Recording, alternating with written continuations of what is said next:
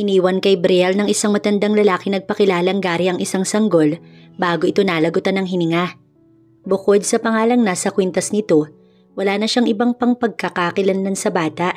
Ganun man, pinalaki niya ito at itinuring na tunay niyang anak. Subalit kung kailang napamahal na sa kanya si Nico, tsaka naman darating ang isang lalaki nagpakilalang kamag-anak nito at pilit kukunin sa kanya ang bata na ang tanging kondisyon ng lalaki upang hindi ito mawala sa kanya ay ang pakasalan ito. Papaano tatanggihan ni Brielle ang isang Michael De Castro kung ayaw niyang mawala si Nico? Ating alamin ang buong kwento. Mama, bakit po tayo iniwan ni Papa? Tanong ng 3 taong gulang na si Nico habang bahagya itong nakatingala kay Brielle, nakaupo sa mahabang silya at nakapangalumbaba sa mesa. Napahinto naman si Brielle sa pagbabalot ng sibuyas dahil sa unang pagkakataon, narinig niya iyon mula sa bata. Dama pa niya ang hinanakit sa boses nito. Dahil nga sa lahat ng mga kalaro ni Nico sa labas ay may ama ito at ito lamang ang natatanging wala. Kung siya nga ay hindi niya alam kung sino ang tunay nitong mga magulang dahil baby pa si Nico nang ihabilin sa kanya ng matandang nagngangalang Gary. Ang masama, sugatan ng lalaki na tila itinakas lamang itong si Nico kaya pagdating sa kanila, naubusan na ito ng dugo na ikinasawi ng matanda. Kaya sa edad niyang 16 noon, nagkaroon na siya ng anak nang hindi sinasadya. Naging batang ina siya nang hindi niya inaasahan. Subalit hindi naman niya pinagsisihan dahil napakabait ng anak niya. Sa edad nitong 3 ay talagang maaasahan. Anak, di ba sinabi ko naman sa yung nasa tiyan pa lang kita noong iniwan tayo ng papa mo? Pagpapaliwanag niya rito, bahagyang napapangiwi dahil hindi naman totoo yun. Bakit nga po mama? Bakit niya tayo iniwan? Ayaw niya ba akong makita? Ayaw ba tayo niyang kasama?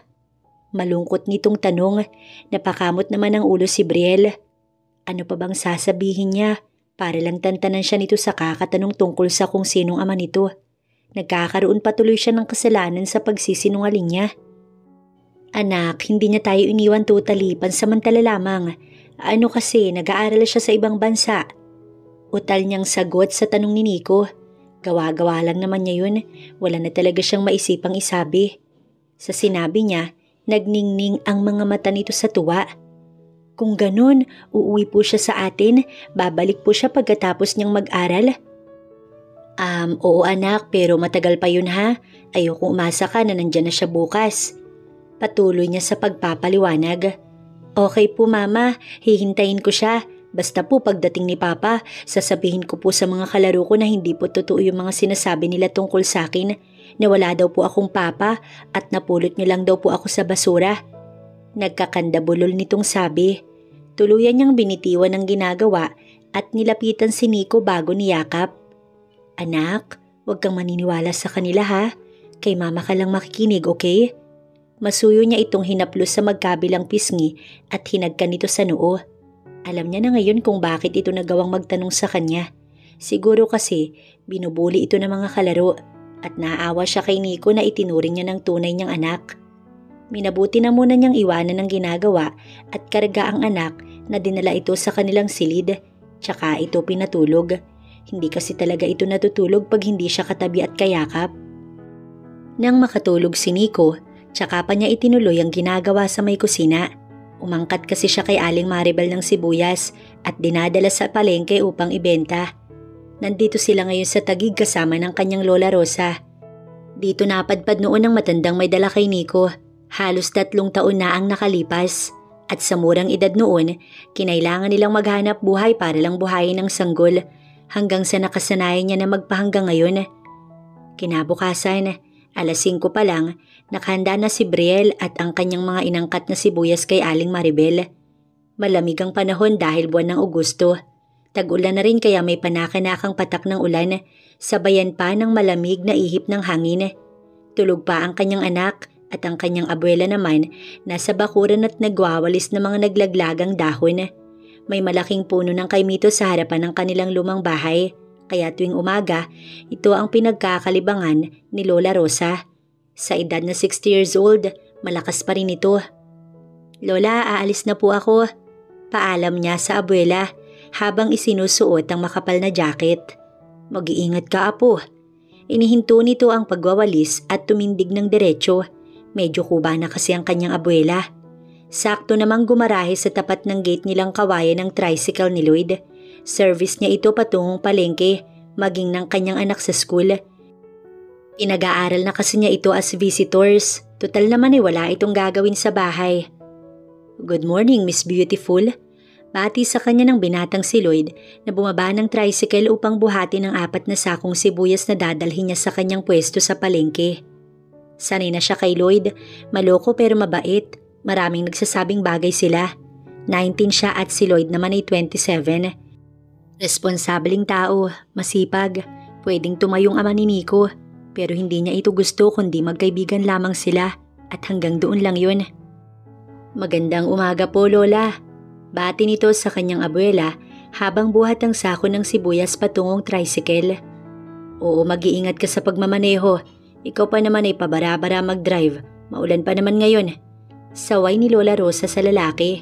Tumawa lang si Lloyd. Siya naman ay nagsuot ng bota dahil malusak sa palengke kapag ganitong tag-ulan.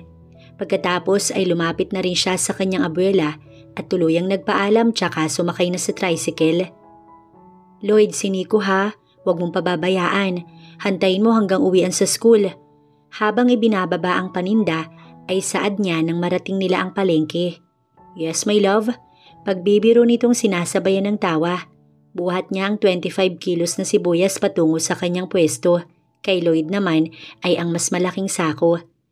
Hindi pa man niya nailalapag ang kanyang paninda. Nakapila na ang kanyang mga suki. Hindi magkamayaw ang mga nais bumili. Binibenta niya kasi yun ng 120 ang kilo. Ang ibang mga suki niya may karinderya kaya malakas bumili sa kanya.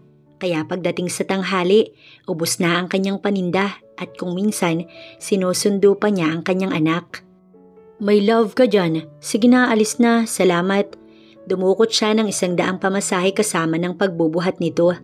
Tatawa-tawa pa rin ang lalaki sa kanyang sinabi. Kumuway pa bago tuluyang umalis. Siya naman ay naging abala sa mga customer hanggang sa hindi nagtagal, isang mamahaling kotse ang huminto sa tapat ng kanyang maliit na pwesto. Natulala pa siya nang may bumabang may edad na lalaki at tinanong kung siya daw ba si Brielle, naka-uniform ng blue at halatang driver.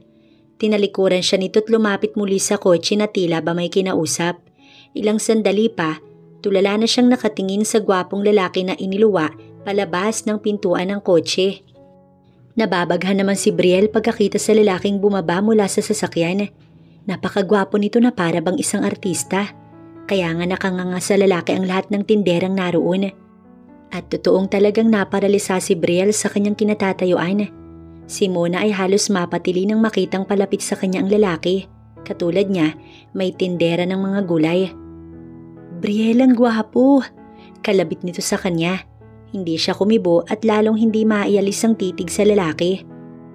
Habang marahang palapit ito sa kanyang kinatatayuan, hindi nito inaalis ang paningin sa kanyang muka na tila ba kilalang kilala siya. Brielle Recavo, pwede ba kitang makausap? Nang tuluyang makalapit, malumanay nitong tanong sa kanya na buong buo ang pinong boses at kilala nga siya ng lalaking ito. Paano? Saan naman ito nakuha ang kanyang pangalan? Sino ang lalaking ito? Bago pa man siya mag-hysterical, muli itong nagsalita. Mahalaga ang sadya ko sa iyo, Brielle. Gusto kitang makausap na kung pwede tayong dalawa lang. Ngayon ay nagsusumamo ang boses ng lalaki. Siniko siya ni Mona na para bang sinasabing kausapin na niya. Napalunok naman si Brielle nang sa muli, banggitin nito ang kanyang pangalan at sigurado siyang ito ang unang pagkakataong nagkaharap sila. Napasulyap siya sa mga tinitindang sibuyas. Hindi niya iyon pwedeng iwanan kaya saglit niyang inihabilin sa katabi niyang si Mona.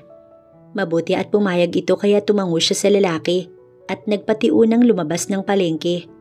Nawala ang ingay sa maraming tao kaya magkakaintindihan na sila kung ano man ang kanilang pag-uusapan. Dama niyang napakahalaga nga nun dahil sinadya pa siya nito sa malusak na lugar na yun. I'm Michael De Castro. Pagpapakilala ng lalaki sa kanya na agad na naglahad ng kamay. Napatingin pa siya sa amoy sibuyas niyang palad. Sir, madumi po yung kamay ko, wag na lang. Alanganin niyang saad at itinago ang kanyang palad sa likuran niya. Sabihin niyo na lang po ang pakay niyo dahil may trabaho pa po ako. Dagdag pa ni Brielle. Wala itong nagawa kundi ibaba ang kamay na itinago sa bulsa ng suot nitong mamahaling pantalon. Halatang napakayaman ng lalaki. Kung gaano ito kabango ay siyang kabaliktaran niya. Huwag mo na akong tawaging Sir, Michael na lang or Mick for short. Depende kung saan ka komportable. Himig pagbibiro nito dahil bahagyang nakangiti ang lalaki. Lalo tuloy itong naging gwapo sa kanyang paningin nang lumabas ang pang-commercial nitong ngipin. Siya naman na hindi nagsalita. Hinihintay niya ang iba pa nitong sasabihin. Anyway, ayos sana kitang biglain, Brielle. Pero siniko ang pakay ko. Pamangkin ko siya na matagal na naming hinahanap. 3 taon na. Dito lang pala namin siya matatagpuan. Nandito ako para kunin ang bata.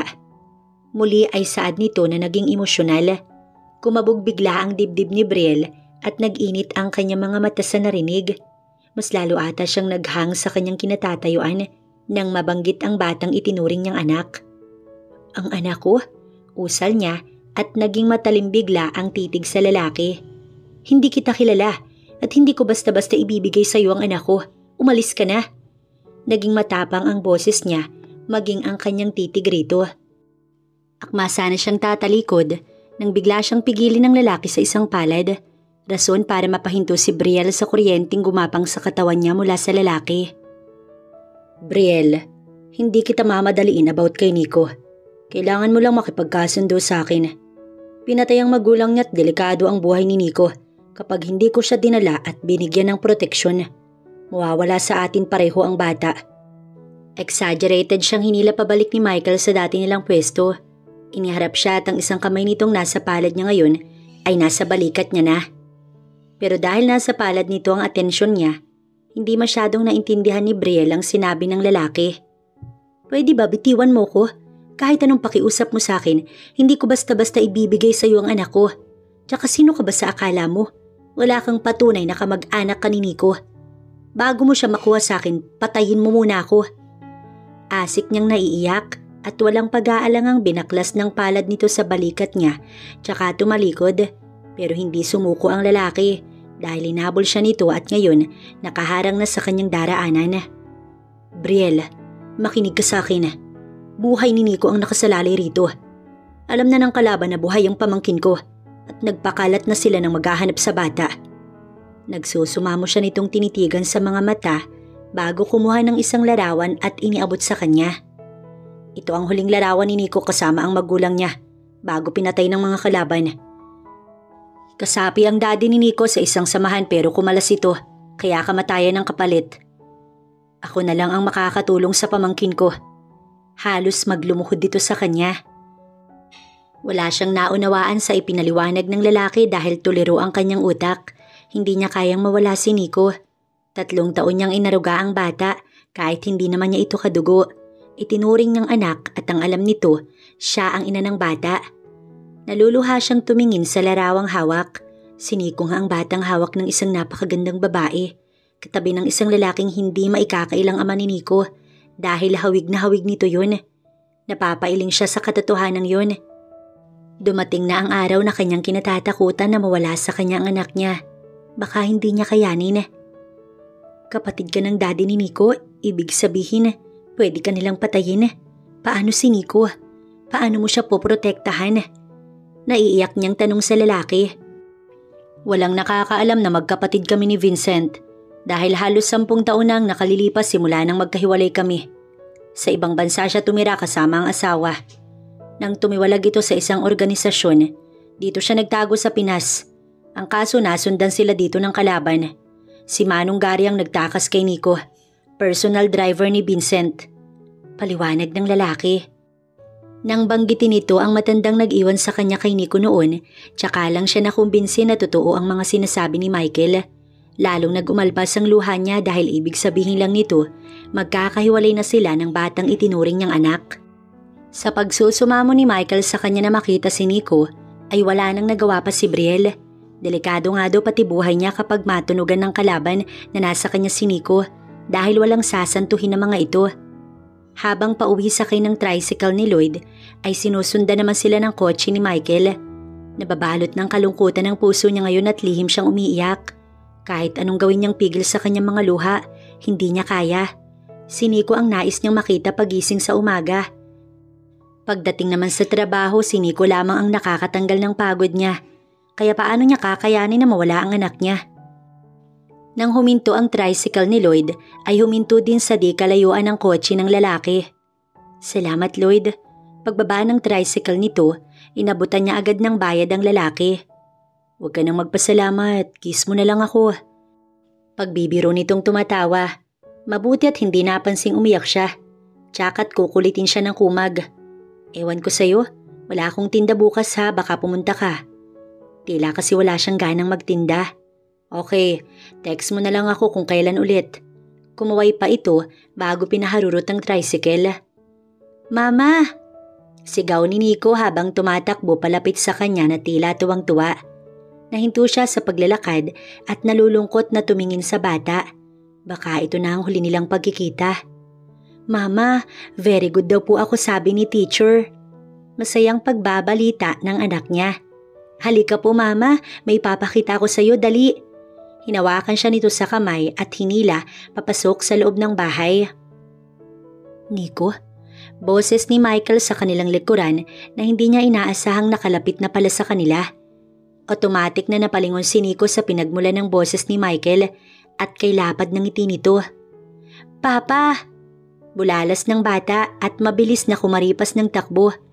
Naiiyak sa sobrang saya habang inaakalang ito na ang kanyang ama. Mabilis itong yumakap kay Michael at napahagulgol habang pareho silang natitigilan. Papa, akala ko hindi ka na uuwi. Tama po si Mama, sabi niya, pagkatapos mong mag-aral sa ibang bansa, babalik ka sa amin at hindi na muling aalis pa, magkakasama na tayo. Namamalisbis ang luha ni Nico habang yakap pa rin ang lalaki. Nahihiya at napapatango siyang hindi makatingin kay Michael dahil pinaniwala niya ang bata sa kanyang mga kasinungalingan. Hinagod naman ni Michael si Nico sa likuran para tumahan. Nakamasid ang lola niya hindi kalayuan at pati ito'y nagtataka ang mga matang nakatingin sa kanya. Hindi ko alam kung paano ipapaliwanag kay Nico ang lahat. Baka hindi niya pa maintindihan. Saad ni Michael nang patuluyin niya ito sa loob ng bahay. Si Nico naman ay ini-interview ang personal bodyguard ni Michael. Sorry kung nagsinungaling ako sa kanya. Wala akong alam na kahit na ano tungkol sa bata. Paghingi niya ng tawad sa kausap. Naiintindihan ko. Ang iniisip ko lang, Brielle, paano siya sasama sa akin kung alam niyang tayo ang kanyang magulang? Problemado nitong wika. Madali siyang napatingin sa lalaking kaharap. Mukhang hindi nga ganun kadali. Matalinong bata si Nico. Madali siyang makaintindi. Pwede ko siyang kausapin na sumama sa'yo pero sir, okay lang ba kung bigyan mo ko ng kahit isang araw lang para makasama si Nico? Naghabulan na naman ang mga luha ni Brielle. Masakit talaga para sa kanya na mawalay ang anak niya. Hindi niya kakayanin. Naawa siyang tinignan ng lalaki. Tila nag-iisip naman ito. Kalaunan ay napabuntong hininga. Naiintindihan ko ang nararamdaman mo. Pero alam mo naman ang dahilan, di ba, Brielle? Hindi kita mapagbibigyan. Okay lang ba nakausapin mo siya ngayon? Alam kong makikinig siya sa'yo na sumama sa akin. Pakiusap ng lalaki. Napatingin si Brielle sa gawin ng bata. Susubukan ko. Pagkasabi ay nilapitan niya ang bata. Mama, excited na po akong sumama kay Papa. Ang sabi po ni Tito Jacob, maraming laruan dun. Ikaw po, excited ka na din ba? Napatingin siya sa bodyguard ni Michael na tinawag nitong Jacob. Kinumbinsi din pala nito si Nico na sumama. Hinawakan niya ang anak sa braso tsaka umupo upang magpantay ang kanilang mga muka. Kinontrol na rin ang sariling wag umiyak. Nico, sasama ka sa papa mo ngayon ha? Tsaka sa Tito Jacob mo. Pero may iwan si mama dito kasi kawawa naman si Lola walang kasama. Isa pa, nagtitinda ako diba? Mahina niyang paliwanag dito. Natigilan ito at nawala ang mga ngiti sa labi. Isama na lang po natin si Lola, Mama. Pwede naman po yun, di ba po, Papa? Tsaka ito sumulyap kay Michael na nasa likod na pala nila. Hindi kami pwedeng sumama sa iyo, Nico. Makinig ka sa akin. Magkikita pa tayo, dadalawin kita. Pilit ang ngiti niyang saad para makakumbinsi lang ang bata. Bakit po ganyan kayong magsalita? Ang sabi mo pagdating ni Papa hindi na tayo maghihiwa-hiwalay. Tapos ngayon, ayoko po, dito na lang po ako sa inyo. Umiling-iling ito at pumalaho ng iyak at yumakap sa leeg niya. Sinenyasan ni Michael si Jacob na kargahin na ito dahil nauubos na ang kanilang oras. Pero habang ginagawa iyon ng lalaki, ay halos ayaw namang bumitaw ni Nico at tuluyan na itong nag-iiyak na sumisigaw ng mama. Kaya hindi na rin niya napigilan ang pagbulwak ng luha habang pinanonood palayo si Nico habang pumapalahaw karga ng bodyguard nito. Brielle, maraming salamat. Alam kong mahirap para sa iyo na mawalay kay Nico. Pero sana maintindihan mong nakasalalay ang kaligtasan niya rito. Tanggapin mo sana to. Kinuha ni Michael ang kamay niya at may checking inilagay doon at may nakasulat ng 10 milyon. Nanginginig ang mga balikat sa pag-iyak na sinundan ng tingin ng lalaking papalayo. Hindi niya na naririnig ang sigaw ni Nico, pero tanaw naman niyang kinakalampag nito ang bintana ng kotse habang sumisigaw ng mama. Mabilis siyang humabol sa bata dahil hindi na rin niya kaya. Gusto niyang yakapin ang anak kahit sa huling pagkakataon lamang, pero pinigilan siya ni Michael dahil hindi daw ito bibitaw sa kanya. Nanatili siyang umiiyak habang pinanonood ang papalayong sasakyan ng lalaki. Pagdating sa malaking bahay, patuloy sa pagpalahaw si Nico. Katunayan pagbukas ng pinto ng kotse, agad nagtatakbo sa gate palabas ang bata kung hindi pa ito nasundan ng mabilis ni Jacob at naharang ng guard. Ayoko sa inyo, gusto ko sa mama ko. Mama! Palahaw nito habang dinadala sa loob ni Jacob. Nag-aalala tuloy si Manang Karing na sumaklolo sa batang umiiyak. Maging ang isa pang maid, nagulantang kasi ang mga ito sa iyak ng kanyang pamangkin. Napabuntong hininga naman si Michael na inutusang dalhin ni Jacob sa kwarto ang bata na matagal niya nang ipinahanda bago pa man ito natagpuan. Kung kanina masaya ito sa pagdating niya habang tinatawag siyang papa, ngayon ay napakalungkot nito.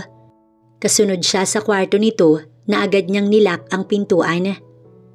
Kung totoong ikaw ang papa ko, hindi mo ilalayo ako kay mama. Sana hindi ka nalang bumalik sa amin. Bad ka. Galit ako sa iyo. Galit ako sa inyong lahat. Sigaw nito sa kanya at dumapa sa ibabaw ng kama at patuloy nitong tinatawag si Brielle. Nagkatinginan sila ni Jacob. Sige na, pwede mo na kaming iwan. Sabi ni Michael sa lalaki. Yes sir. Tango nito bago lumabas ng kwarto. Siya naman ay umupo sa gilid ng kama habang pinanonood ang batang umiiyak. Tunay ngang napalaki ito ni Brielle sa sobrang pagmamahal. Hindi ito masasaktan ng ganito kung hindi rin ito mahalang kinilalang ina. Hindi niya masisisi ang bata maging si Brielle. Alam niyang masakit din ito para sa babae. Nico, ayaw ko sa'yo. Huwag mo akong kausapin. Babalik ako kay mama. Kukunin niya ako sa'yo. Hilam sa luha ang mga mata ng bata. Hinaplos niya ang buhok nito. Sinong mag-aakalang buhay at malusog ang pamangkin niya na inaakalang patay na? At si Brielle, malaki ang utang na loob niya rito. Pero kung inilayo man niya si Nico sa babae, yun ay ang naghangad lang din siya ng para sa kaligtasan ng babae. Kinagabihan, nakatulog na ang bata sa pag-iyak na ayaw kumain ni ayaw maligo at magbihis. Hirap na hirap dito si Manang Karing at Sonia na nagtutulong para pakainin ito. Sa halip na umamo si Nico sa mga ito, lalo lamang itong natakot at gusto nang umuwi sa mama nito. Samantalang si Brielle, malungkot na tinitignan ang mga naiwang gamit ni Nico sa kanilang kwarto. Yakap ang damit nito na umiiyak, na tila ba si Nico ang kanyang yakap. Sa loob ng 3 taon, walang araw na hindi sila magkasama. Kaya paano ba siya makakalimot ng ganong kabilis? Naiwan pa sa silid nila ang amoy baby powder na gamit niya sa anak na lalong nagpapahirap sa kanya. Nico anak, mahal na mahal ka ni mama. Ginawa ko lang na ipaubaya ka para sa kaligtasan mo, sorry. Hikbi niya habang kinakausap ito na parang nasa harap niya lamang. Tila sariwa pa sa isip niya ang masaya nilang magkasama. Mahirap man pero kanyang pipilitin. Isinilid niya lahat sa isang kahon ng mga gamit ni Nico para hindi na siya malungkot sa pagkawala nito. Pagkatapos, niligyan niya ng tape, itinali at inilagay sa ilalim ng kanyang papag. Ang tanging hindi niya isinama ay ang larawan nito na inilagay niya lang sa kanyang wallet. Mananatiling nasa puso niya ang anak, kaya bukas luluwas sila ng abuela sa Maynila, hindi upang sundan si Nico, kundi upang lumayo sa lugar na yun na palaging nagpapaalala kay Nico. Kinabukasan ay wala siyang ganang bumangon.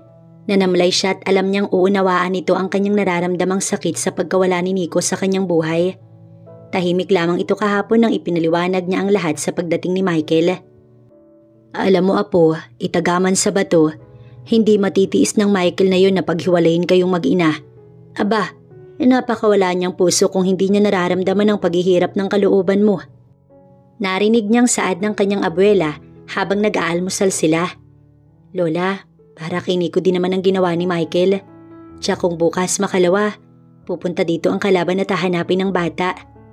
At hindi niya na naituloy ang sasabihin nang biglang bumukas ng malakas ang pinto ng kanilang bahay at dalawang armadong lalaki ang iniluwanon. Nahintakutan sila pareho ng kanyang abuela nang bigla siyang tutukan ng baril. Stay there or I will kill you. Galit at nanlilisik ang mga mata ng lalaking may tattoo sa muka habang nakatutok sa kanyang muka ang mahaba nitong baril. Hindi niya naintindihan ang sinabi nito gamit ang ibang lingwahe. Lalo at nanginig sa takot ang kalamnan niya na niyakap ang kanyang abuela na ngayon ay alam niyang natatakot na rin. Ramdam niya kasi ang panginginig ng katawan nito. Go and search the whole area. Anyone who interfere will be killed. Utos nito sa isang kasamahang lalaki sa matapang at malakas na boses. Mukhang kriminal ang mga ito at agad pinasok ang silid nila ni Nico. Alam niyang ito ang mga lalaki naghahanap sa bata, kaya buong pasalamat na lang at wala si Nico sa kanila. Dinig niya sa loob ng silid nila ang mga kumakalabog na gamit.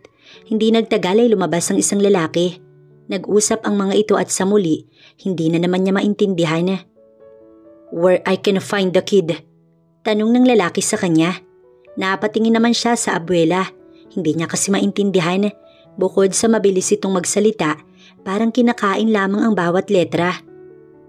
Halos maihi siya sa takot nang idikit sa bibig niya ang dulo ng malamig na baril at isubo iyon sa kanya. Tell me where I can find the kid, or else you will eat the bullet. Gigil nitong saad na galit na boses na tila ba hindi siya nito bubuhayin. Sa takot ng lola niya, napahawak ito sa dibdib at nanginginig ang katawan na tila nahirapan ng huminga. Lola! Impit niyang sigaw dahil nasa loob ng bibig niya ang dulo ng baril. Hindi siya makakilos. Hawak niya sa kamay ang abuela na kinakapos ng hininga. Brielle! Sabay ng tawag mula sa labas ay ang buzzer ng tricycle ni Lloyd. Naroon ito para sunduin si Nico. Naalarma ang dalawang lalaki at mabilis na lumabas ng pinto matapos sabihing babalikan sila. Lola! Siya naman ay napasigaw sa takot dahil kasabay nun ay nabuwala ang kanyang abuela. Samantala sa umagang yun naman, nadatna ni Michael si Nico sa loob ng silid na nangangatal at mataas ang lagnat. Nagpatawag kaagad siya ng doktor para patignan ng bata. Naalala niyang tiniis talaga nito ang gutom at sinabing hindi kakain hanggat hindi nakikita ang ina nito. Problemadong nagpalakad-lakad naman si Michael sa labas ng silid ni Nico habang sinusuri ito ng doktor sa loob ng kwarto. Kalaunan, humahango si Jacob palapit sa kanya. Sir, may dalawang lalaki ng loob sa bahay ni Brielle ngayon. Hinahanap ang bata. Pagbabalita nito. Alam niyang mangyayari yun, kaya nagpabantay siya ng 2 tauhan para matrace ang hideout ng mga naghahanap sa bata. Tawagan mo si Rocky. Itanong kung nalagyan ba ng tracking device ang sasakyan ng kalaban. Yes sir. Tugon nito at kinuha ang cellphone. Siya naman ay madaling tinungo ang kanyang kwarto. Kinuha ang remote ng kotse at ibinili na muna niya ang bata kay Manang Karing. Sir! Sir! Habol sa kanya ni Jacob nang makitang pasakay siya ng kotse. Nag-alala itong makita siyang paalis ng mag-isa. Kaya ko ang sarili ko. Siguruhin ninyo ni Rocky na matutunto ng lugar ng mga nanloob kina Brielle kanina. Pagkakataon na natin to, kaya gawin ninyo ang utos ko pagkatapos ay tawagan niyo ko. Pagkasabi nun, isinara niya ang pinto ng kotse at mabilis na pinaharurot. Pinabaybay ang daan patungo kina Brielle. Habang si Brielle naman sa mga sandaling yun, katuwang si Lloyd na isinugod sa hospital ang kanyang lola. Pero walang doktor na pumapansin sa kanila. Sumisigaw na siya dahil hindi na humihinga ang kanyang lola ng mga sandaling yun. Pati si Lloyd ay galit na rin kaya napilitan ng isang nurse na i-check ang kanyang lola. Pero may kung ano-ano pang pinapapirmahan. Nurse, nahihirapan na ang lola ko. Pwede ba bago yan, tumawag muna kayo ng doktor? Umiiyak niyang sigaw. Pasensya na po ma'am pero sumunod na lang po kayo sa patakaran. Walang nagawa si Brielle na nag-fill up ng kung anong form tsaka inatima ang lola niya ng isang doktor. Subalit huli na ang lahat dahil wala na itong buhay. Makailang beses pang ni-revive ang kanyang lola pero wala na talaga. Kung inasikaso kaagad ng mga ito ang kanyang lola, baka naagapan pa ito. Tanging pagpalahaw na lamang ng iyak ang kanyang nagawa. Napakasakit na dagok sa buhay niya na magkapanabay na wala ang kanyang abuela at ang anak niya. Halos magdilim ang kanyang paningin habang pumapalahaw ng iyak na yakap ang wala ng buhay niyang lola. Mabuti na lang talaga't naroon si Lloyd dahil kalaunan nawala ng malay ang dalaga. Nagising si Brielle na nakahiga sa ibabaw ng kama at kasalukuyang kausap ni Michael si Lloyd na ipinagtaka niya kung bakit ito naroon. Michael, bulalas niya na agad napabalikwas ng bangon. Madali niyang naagaw ang atensyon ng dalawa. Pagkatapos ay malalaki ang hakbang ng lalaki na siya ay nilapitan. Michael, si Nico, dapat hindi mo siya iniwan. Delikado siya. May mga masasamang taong naghahanap sa anak ko. May mga dala silang baril at nakakatakot. Nataranta niyang saad na umiiyak na naman dahil naalala niya ang kanyang abuelang wala na. Wala sa sariling napahawak siya sa kamay nito. Brielle, calm down. Ramdam ni Michael ang panginginig ng katawan ni Brielle. Halatang takot at nag-aalala. Kaya niyakap niya ito upang kumalma. Michael, si Lola wala na. Wala na siya. I'm sorry, Brielle. Huli na nang dumating ang mga tauhan ko. Patawarin mo ko. Mahigpit na niyakap ni Michael ang humahagulgol na dalaga. Wala na siyang ibang alam na paraan para ito ay mapakalma. Batid niyang ng mga sandaling yun, kailangan ni Brielle ng balikat na maiiyakan, kaya hinayaan niya itong umiyak habang kanyang yakap. Si Lloyd ay pinanunood lamang ang dalawa na nauunawaan ang nararamdaman ng kaibigan. Matapos umiyak ni Brielle, kusang lumayo kay Michael ang dalaga na nakaramdam ng hiya sa ginawa. Pwede naman sana niyang gawin iyon kay Lloyd, bakit sa bisig pa ni Michael? Pero dahil ito ang punot dulo ng lahat, kaya pakiramdam niya, si Michael ang kailangan niya ng mga sandaling yun. Michael, ngayon wala na si Lola. Paano na ako? Wala na rin ang anak ko. Hindi ko kayang mag-isa, please. Ibalik mo na sa akin si Nico. Lalayo kami pangako. Handa akong ibuwis ang buhay ko para sa kanya. Wala pa mang isang minuto, umiiyak na naman si Brielle nang maalala si Nico. Kaya hindi ito maiwan-iwan ni Michael dahil tila ba hihimatay na naman ang dalaga. Maging si Lloyd, nakiusap na kay Michael na kung maaari, huwag biglaing ilayo si Nico kay Brielle dahil hindi nito iyon kakayanin. Kaya nangako si Michael na pagkatapos ng libing ni Lola Rosa, isasama si Brielle dahil nahihirapan din si Nico na malayo sa babae. Isa pa, nag-aalala din siya sa kalagayan ng babae. Tiyak na babalikan ito ng mga naghahanap kay Nico. Kargo di konsensya pa niya kapag may masamang nangyari sa dalaga. Sir, bad news. Natunugan kami ng kalaban. Nalaman nilang may device na inilagay si Rocky sa kanilang sasakyan. Kanina habang papunta kami sa hideout, natakasan kami. Nakalipat na sila ng ibang lugar. Tiyak bukas or makalawa, babalikan nila si Brielle para hanapin si Nico. Mula sa kabilang linya ang boses na iyon. Napabuntong hininga si Michael bago sinulyapan si Brielle na ngayon ay umiiyak sa ibabaw ng puntod ni Lola Rosa. Hindi na kasi nila pinatagal ang pagpapalibing dito dahil delikado ang buhay ni Brielle sa mga taong yun. Brielle, umalis na tayo dito. Nilapitan niya si Brielle at madaling inakay sa kamay kaya gulat itong napatingin sa kanya. Pero hindi niya pinansin ang reaksyon nito kundi malalaki ang hakbang habang inaakay ito palapit sa kanilang sasakyan. Hindi nga nagtagal bago pa man sila umalis ay may humahagibis na sasakyan palapit sa kanila at nahulaan na kaagad niya kung sino ang mga yun. Dalawang lalaki ang agad na bumaba mula sa sasakyan kaya itinago niya sa kanyang likuran ang nahintakutang si Brielle.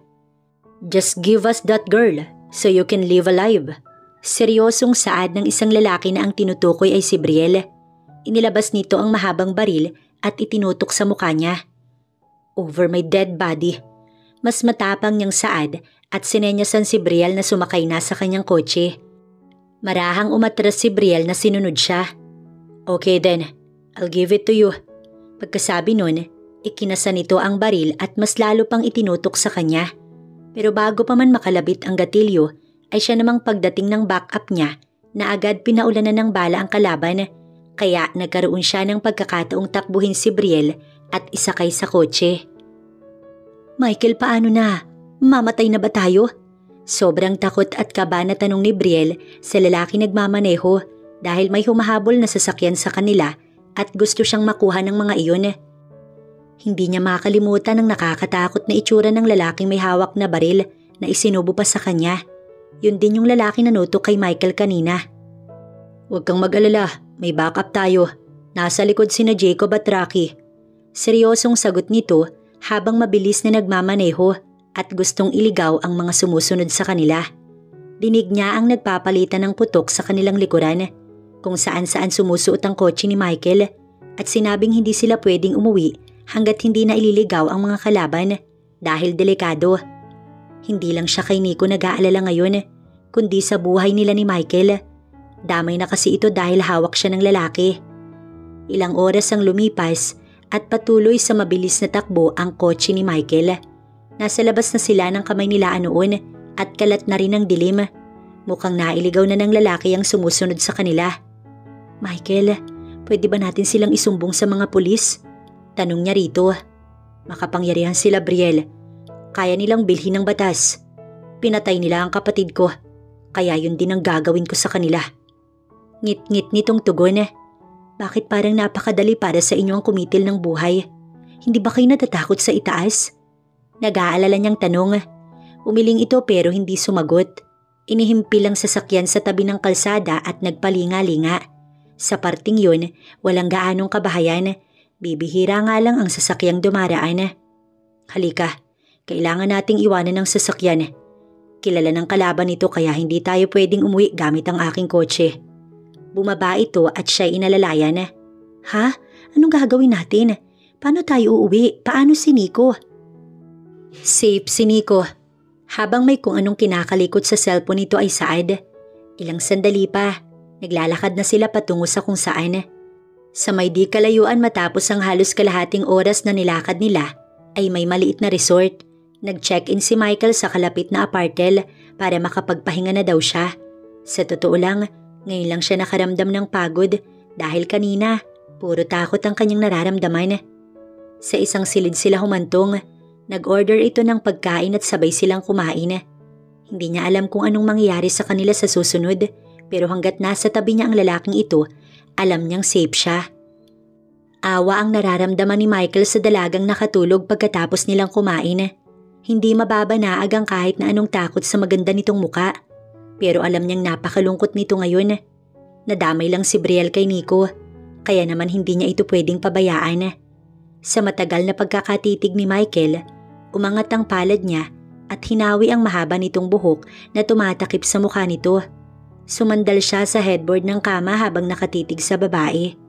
Hindi niya matanggal ang kanyang paningin dito hanggang sa maramdaman niyang ito ay kumilos. Nagising ata ng marahang dumilat ang mga mata kaya nagkunwari siyang tulog. Tahimik ang dalagang bumangon nang makitang nakasandal lamang si Michael sa headboard ng kama. Tulog na tulog ito. Tulad niya marahil ay napagod din ng lalaki. Malapad naman ang kama. Pwede naman itong humiga. Kung sila nga ni Nico kasya sa maliit na papag, sila pa kaya ni Michael na napakalapad ng kama? Inalalayan niya si Michael at marahang inihiga sa kama. Baka sumakit ang likod nito sa magdamag na nakasandal lang sa headboard. Nilagyan niya ng unan tsaka siya humiga sa tabi nito. Ngayon ay alam niyang komportable na itong makakatulog. Ilang sandali pa, nakatulog na muli ang dalaga habang si Michael na natiling gising. Hindi nakakapagtaka kung bakit napamahal ng sobra ang pamangkin sa babae. Napaka-caring nito. Walang bahid pagkukunwari. Nakikita niya sa inosenteng mukha nito ang labis na pag-aalala para kay Nico. Mahal na mahal nito ang bata. Ganon din si Nico sa kinilalang ina. Napuna ni Brielle ang pagkukulang ng sariling magulang ng bata dahil sa pagkawala ng mga ito. At siguro, Ililihim na lamang nila pareho sa bata ang katotohanang wala na itong mga magulang at silang dalawa ni Brielle ang kikilalaning ama at ina ni Nico. Kinaumagahan, nagising si Michael na wala si Brielle sa kanyang tabi. Nakaidlip pala siya nang hindi niya namamalayan at umaga na. Mabilis na siyang bumangon at sa matinding pag-aalala, hinanap niya ang babae sa kwarto subalit wala ito. Nang makita ang banyo, malalaki ang hakbang na tinungo iyon at walang sabi-sabing binuksan upang mapatda. Michael, bulalas nito pagkakita sa kanya. Hindi alam kung papaano tatakpan ng katawan sa kanyang harapan. Kasalukuyan kasi itong naliligo. I'm sorry, Brielle. Yun lang at naisara niya agad ang pintuan. Gusto niyang sisihin ng dalaga kung bakit hindi ito nag-lock. Pero narealize niyang kasalanan niya din dahil hindi siya kumatok. Hindi niya alam kung sino ang may mali. Nag-alala lamang siya rito. Pakiramdam ni Michael, nagpawi sa mga kamay niya habang nanatiling nakahawak sa doorknob at nasa balintataw ang malinaw na kabuuan ni Brielle. Si Brielle naman ay tapos ng maligo at bihis na rin. Subalit hindi niya magawang lumabas. Nahihiya siya sa binatang nakita ang lahat sa kanya. Hanggang sa napaigtad siya ng may kumatok. Brielle, kailangan na nating umalis. Napabuntong hininga siya. Dama ang mainit na temperatura ng silid. Paglabas niya, hiyang-hiya siya. Nakita niyang nakamasid pa sa kanya ang lalaki paglabas niya ng banyo. Nasa labas na si Jacob. Hinihintay na tayo. Siya nga pala, total ikaw naman ang kinikilalang ina ni Nico. At ako ang kinikilala niyang ama. Alam kong hindi mo na rin naman kayang mawalay pa sa kanya kaya magpakasal ka sa akin. At tayong dalawang kikilalaning magulang ng aking pamangkin. Mananatiling lihim ang nakaraan tungkol sa totoo nitong mga magulang. Mahaba nitong saad. Sa sinabi ni Michael, nakadama ng matinding saya ang dalaga. Ang marinig na hindi na mawawalay pa si Nico sa kanya ay nagbigay sa kanya ng matinding kaligayahan. Umiiyak siyang lumapit sa lalaki at yumakap. Salamat Michael, maraming salamat. Oo, magpapakasal ako sa iyo. Kung yun lang ang tanging paraan para makasama ko ang anak ko, pumapayag na ako. Umiiyak na saad niya na hindi na nakapag-isip pa. Tumikhim naman si Michael. Okay, pero bago yun ay umalis na tayo. Baka makalimutan kong hindi pa tayo kasal. Pilyo itong umiti at hinila na siya palabas ng silid. Siya naman, excited na makita ang anak niya. Mama! Iyak at tawa ang narinig niya mula sa anak pagkakita nito sa kanya mula sa loob ng bahay. Agad itong nagtatatakbo palapit at yumakap din. Na-miss niya si Nico kaya ginantihan niya ito ng yakap na naiiyak din sa sobrang sayang nararamdaman niya. Buong akala niya, tuluyan na itong mawawalay sa kanya. Anak, usal niya habang mahigpit niya itong yakap. Hindi siya makontento na hinaplos pa ito sa muka. Mama, nandito ka. Ibig sabihin, isasama mo na po ako pa uwi. Ayoko na po dito. Gusto ko po sa inyo ni Lola. Humihikbi nitong sabi. Napasulyap siya sa gawin ni Michael na nakatingin lang din sa kanila. Anak, dito natitira ang mama mo. Magkakasama na tayo. Si Michael ang nagsalita, kaya naman tuwang-tuwa ang bata na napatingin sa lalaki. Nakangiti na ito ngayon na yumakap muli. Sa kwarto ay hindi ito magkamayaw sa pagkukwento sa kanya sa mga nangyari simula nang sila ay magkahiwalay. Siya naman ay matamang nakikinig lamang. Napakasaya nito ngayon, hindi iyon maikakaila. Parang ang walang nangyari. Nang tanungin nito ang tungkol sa abuela, inilihim na lamang muna niya dahil baka hindi pa nito maunawaan. Anong balita? Tanong ni Michael kay Jacob, ang tungkol sa mga kalaban ng kanyang tinutukoy. Masyadong pribado ang mundo ng mga ito. Ni walang pagkakakilanlan kahit pa yung mga taong na-encounter nila kahapon. Nung nailigaw nyo kahapon, sir, ganun din ang ginawa sa amin. Ang bilis. May isang sasakyan na humarang sa amin. Masyadong matinik. Hanggang ngayon, tinitrace pa rin ni Rocky ang lugar na pinagtataguan nila. Sa ngayon na hindi pa namin alam ang address. Saglit siyang nag-isip. Magpabook ka ng plane ticket pa Canada. Ayusin mo na rin ang mga kakailanganin ni Brielle at Nico. Kung pwede, itago mo muna ang tunay nilang identity. Pansamantala sa ibang bansa muna kami maninirahan hanggat hindi pa natatapos ang problemang ito. Sabi niya kay Jacob. Yes sir, wag ho kayo mag-alala. Hindi namin titigilan ang mga iyon hanggat hindi nakikita ang lungga nila. At kami na rin ang tatapos sa mga kriminal na yon. Maaasahan mo kami, sir. Matapat na wika ni Jacob. Salamat. Wika niya at tinapik si Jacob sa balikat. Malaki ang utang na loob niya sa mga tauhan dahil sa ngayon pati siya hindi na pwedeng lumantad lalo at nakilala na siya ng mga ito. Tanging kina Jacob at Rocky nakasalalay ang kanilang kaligtasan. Matapos ang pag-uusap nila ni Jacob, tinungo niya sa silid ni Nico si Brielle dahil nais niyang pag-usapan ng tungkol sa kanilang kasal. Ang gusto niya, maisagawa kaagad iyon bago pa man sila umalis para maging legal na silang mag-asawa at maging magulang ni Nico. Nadatnan niyang masayang nag-uusap sa kwarto ang dalawa. Tumikhim kaagad siya upang makuha ang atensyon ng mga ito. Dagling napalingon sa kanya ang dalawa at agad umayos ng upo si Brielle pagkakita sa kanya. Papa, totoo po ba na magkakasama na tayo? Dito na po titira si mama ko? Malambing na tanong ni Nico sa kanya. Hinaplos niya ang malambot nitong buhok at tumango. Mag-uusap lang kami ng mama mo ha? At ikaw dito ka lang sa kwarto mo. Ngumiti ito sa kanya at tumango. Tila ba nakalimutan na masama ang loob sa kanya nitong mga huling araw nang sapilitan itong ilayo kay Brielle. Sinuliapan niya ang dalaga na nanatiling nakaupo sa gilid ng kama at nakamata sa kanya. Dinala niya ito sa mini office niya. Marami silang pag-uusapan. Bukod sa pagpapakasal ay ang pagtira nila sa ibang bansa dahil hindi na sila safe dito. Ho, react nito nang sabihin niya ang lahat ng kanyang mga plano. Pero Michael, mahina ang baga ng anak ko. Hindi niya kakayanin ng malamig na klima sa ibang bansa. May lupa ang lola ko sa probinsya. Pwede tayo doon. Sa hirap na buhay kami sanay ni Nico. Baka pati ako hindi ko kayanin doon. Pero Brielle, hindi na tayo ligtas dito. Nakita mo naman, di ba? Armado sila. Masasama at handang pumatay ng tao. Ikaw na rin ang may sabing makapangyarihan sila. Kahit saan tayo magpunta, mahanap pa rin nila tayo. Ayoko sa ibang bansa, Michael. Dito na lang tayo. Brielle, kaligtasan ninyo ni Nico ang aking iniisip. Umiling ang babae at pinanindigan ni Brielle na hindi ito aalis at sasama sa kanya sa ibang bansa. Wala na siyang nagawa dahil hindi niya pwedeng pilitin ng babae sa ngayon. Baka sa ibang araw, mapauo niya na ito. At ang tanging pinag-usapan na lang nilang dalawa ay ang tungkol sa kanilang kasal na hindi naman ito tumanggi. Kaya kinabukasan, nagpahanap kaagad siya kay Jacob ng judge na pwedeng magkasal sa kanila ni Brielle na hindi na nila kailangan pang lumabas ng mansyon dahil delikado sa kalaban na naghahanap sa kanila. Kaya wala pang isang linggo, ginanap ang kasal ni na Michael at Brielle na ang tanging naroong saksi sa kasal nila ay si Jacob at Rocky, Sonia at si Manang Karing. Simple, bagaman naging matagumpay ang simpleng kasal. Habang nangangako sila ni Brielle sa isa't isa na magiging matatag sa kanilang pagsasama bilang mag-asawa, pakiramdam ni Michael sa mga sandaling yun ay si Brielle na ang babaeng nais niyang makasama habang buhay at maging ina ng kanyang mga anak kung sakaling mahalin siya nito.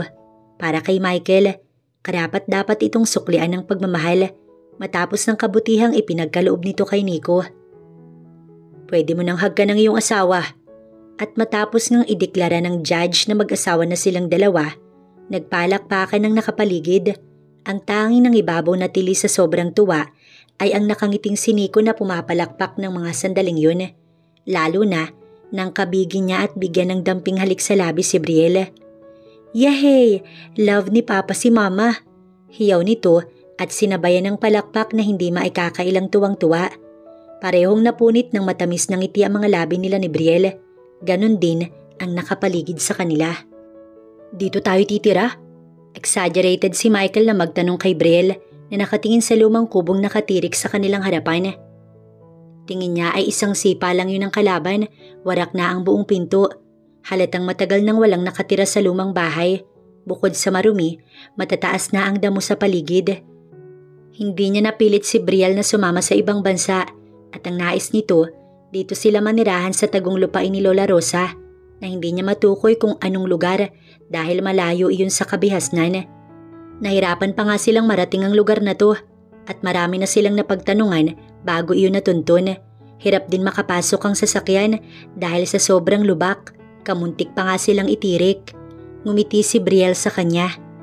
Oo, dito tayo titira. Malayo sa karamihan ng tao, kaya hindi isipin ng kalaban na nandito tayo, di ba? at isa-isa nitong ibinaba ang gamit nila mula sa loob ng kotse. Kasunod si Nico na nagmamasid sa paligid. Papa, okay lang po ako dito basta kasama ko kayo ni Mama. Singit naman na nakangiting bata. Ginulo niya ang buhok ng bata. Magandang hapon sa inyo. Saan ba kayo galing at mukhang naliligaw ata kayo? Maya-maya ay may lumapit na ginang sa kanila mula sa katabing bahay. Napatingin naman si Brielle sa babaeng nagsalita. Sa tansya niya, nasa 50 na ang edad nito. Halata namang mabait. Magandang hapon din po. Ako nga po pala si Brielle. Ito naman po ang asawa kong si Michael. At ito pong bata ay anak namin. Mag-aapat na po siya. Pagpapakilala ni Brielle. Ngumiti agad ang ginang at nagpakilalang si Guada. Sa tingin ni Michael, mukha namang mapagkakatiwalaan ng babaeng kausap ni Brielle. Maigi na rin yung kahit papaano, may kakilala sila sa lugar na yun. Narinig niyang nagkwentuhan ng dalawa at sinabi ni Brielle na apo ito sa yumaong si Lola Rosa at balak nilang dito tumira sa probinsya dahil tahimik at presko ang hangin. Ganun ba? Abay hapon na. Ang mabuti pa tumuloy na muna kayo sa bahay. At heto maggagabi na. Saad nito na ikinatuwa ni Brielle dahil alam niyang hindi nila kayang ayusin ang lumang bahay ng ganung kabilis lamang. Hindi na nagdalawang hiya si Brielle at sumunod sa nagpatiunang ginang. Maayos ang tirahan ni na Aling Guada na yari sa kahoy at kawayan. Malawak ang sala. Maging ang balcony. Nasa tansya ni Brielle ay kasya ata ang 8 tao. Tuloy kayo, wag kayong mahiya.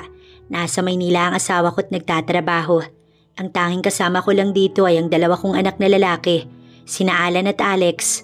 Pagkukwento nito, habang dinadala sila sa isang silid. Naku Aling Guada, wala pong problema sa amin ni Michael. Sanay po kami sa hirap. Ani Brielle na sinulyapan ng asawa na tahimik lamang. Si Nico ay inililibot ang paningin. Mabuti naman kung ganun. Halika kayo pansamantala, ito ang magiging silid nyo ngayong gabi. Huwag kayong mag-alala. May kilala akong karpentero na mag-aayos sa bahay ninyo bukas. Muli nitong saad, agad namang nagpasalamat si Brielle. Nakilala din nila ang 2 anak nitong si Alex at Alan na naging close kaagad ni Nico. Dito na rin sila naghapunan at ang iba nilang gamit, iniwan na lamang muna sa loob ng sasakyan. Sa lapag na ako matutulog. Diyan na kayo ni Nico sa papag. Wika ni Michael nang sila ay patulog na. Malawak naman ang higaan, hindi lang siya sanay na may katabi. Papa, kasya naman po tayo rito sa kama, di ba Mama? Tanong ni Nico kay Brielle. Napatingin naman ang kanyang asawa sa gawin niya. Oo nga naman Michael, bakit kailangan sila pagka matulog kasya naman tayo? Tugon naman ni Brielle. Kumusta kayo dyan? May kumot nga pala dito at dagdag unan. Kasya ba kayong 3? Nag-aalala ang ginang nang pumasok sa loob ng kanilang silid kaya hindi niya nasagot ang sinabi ni Brielle. May isang rason kung bakit ayaw niya. Yun ay dahil baka hindi niya mapigilan ang sarili at masundan ang kanilang panganay. Salamat Aling Guada. Kinuha ni Brielle iyon at dinala sa kama. Agad namang lumabas ang ginang na sinulyapan muna silang 2 ni Brielle at ngumiti. Si Nico, hinila na siya pahiga sa papag.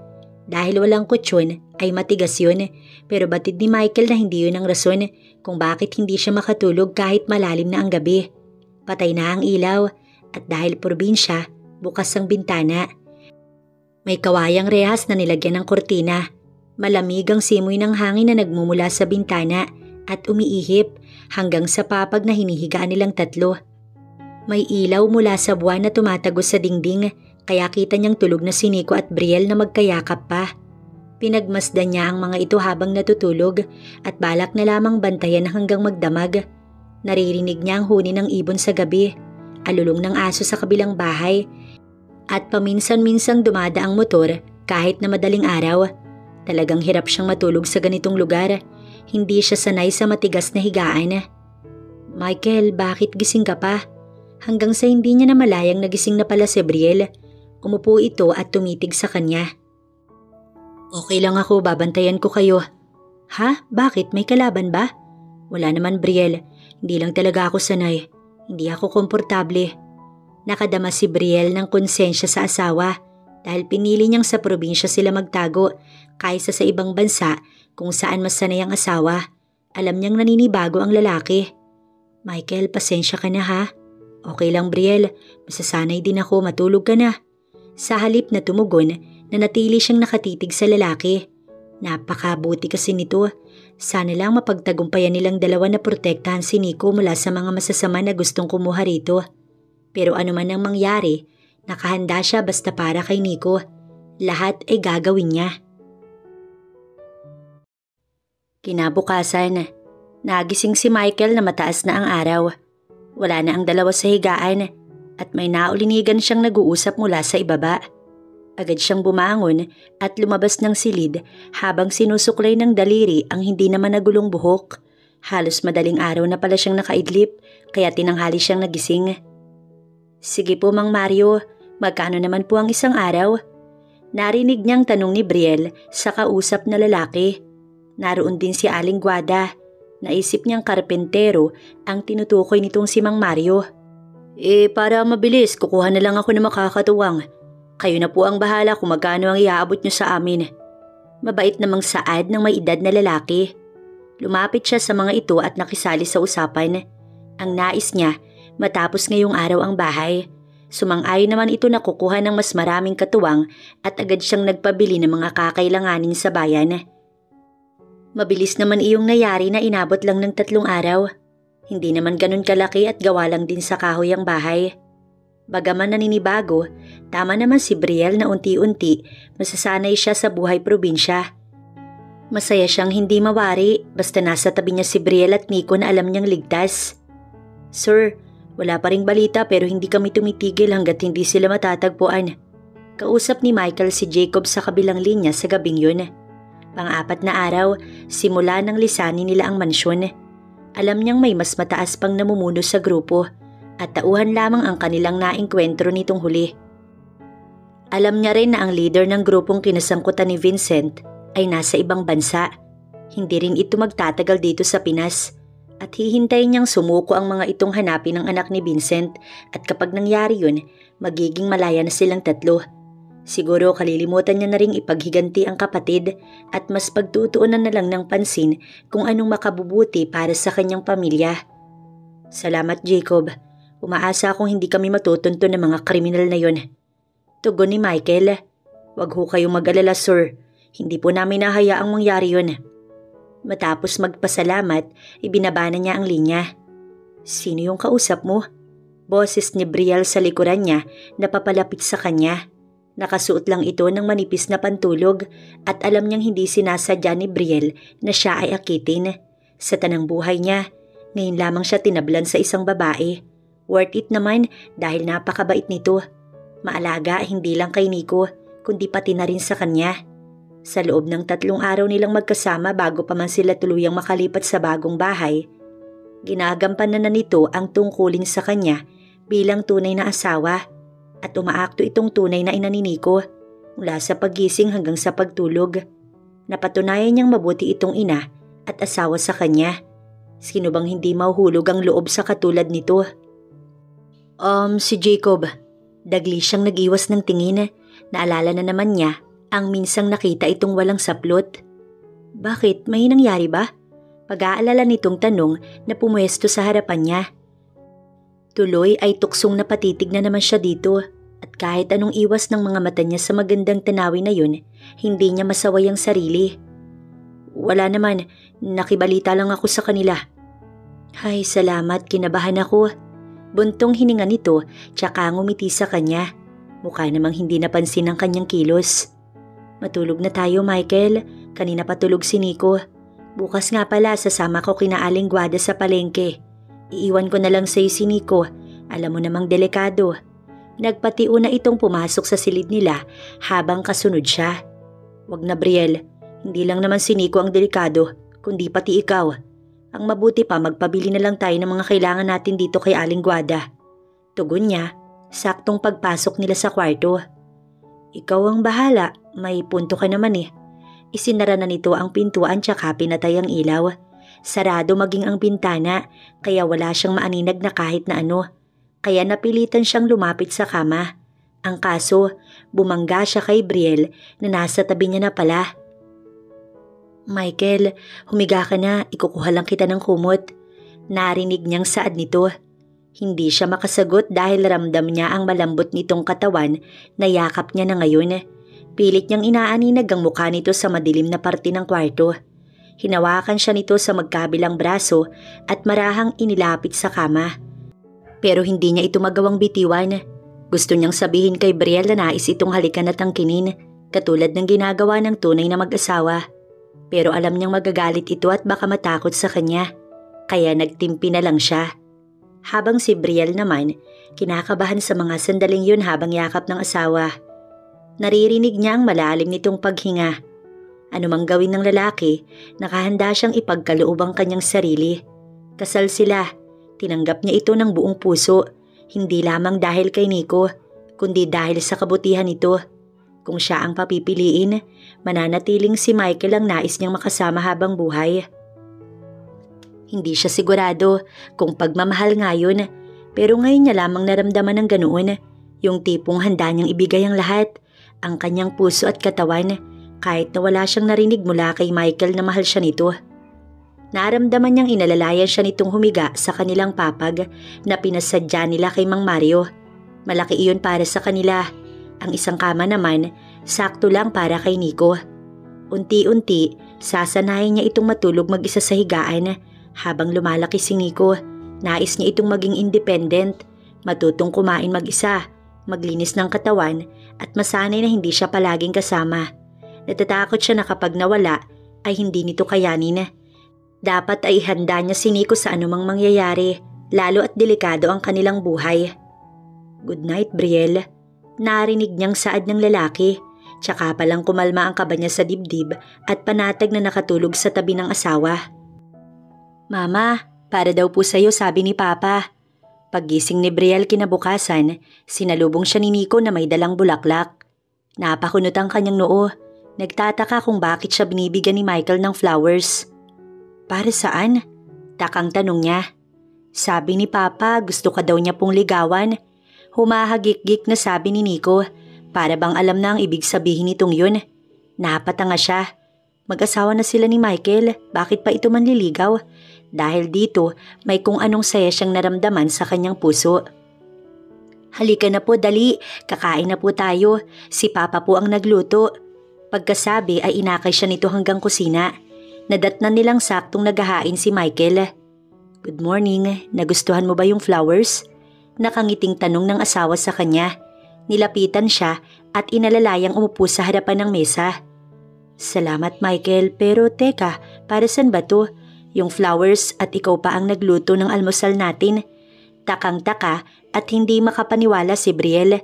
Si Nico naman ay nakangiti lang, mukhang pinagkaisahan siya ng dalawa. Umupo naman ito sa harapan niya at kinuha ang kanyang kamay. Brielle, alam kong huli ng ligawan ka dahil nauna ang kasal natin. Pero ihahabol ko na lang. Mahal kita. Yung pag-aalaga mo sa amin ni Nico, gusto kong suklian ng pagmamahal yun. At sana, matutunan mo rin akong mahalin. Pahayag ni Michael. Natamemi naman si Brielle nang marinig ang sinabi ng asawa.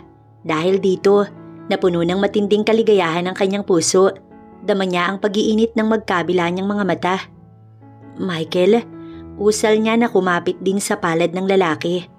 Yes, Brielle, naghihintay ako ng sagot mo. Mahal mo rin ba ako?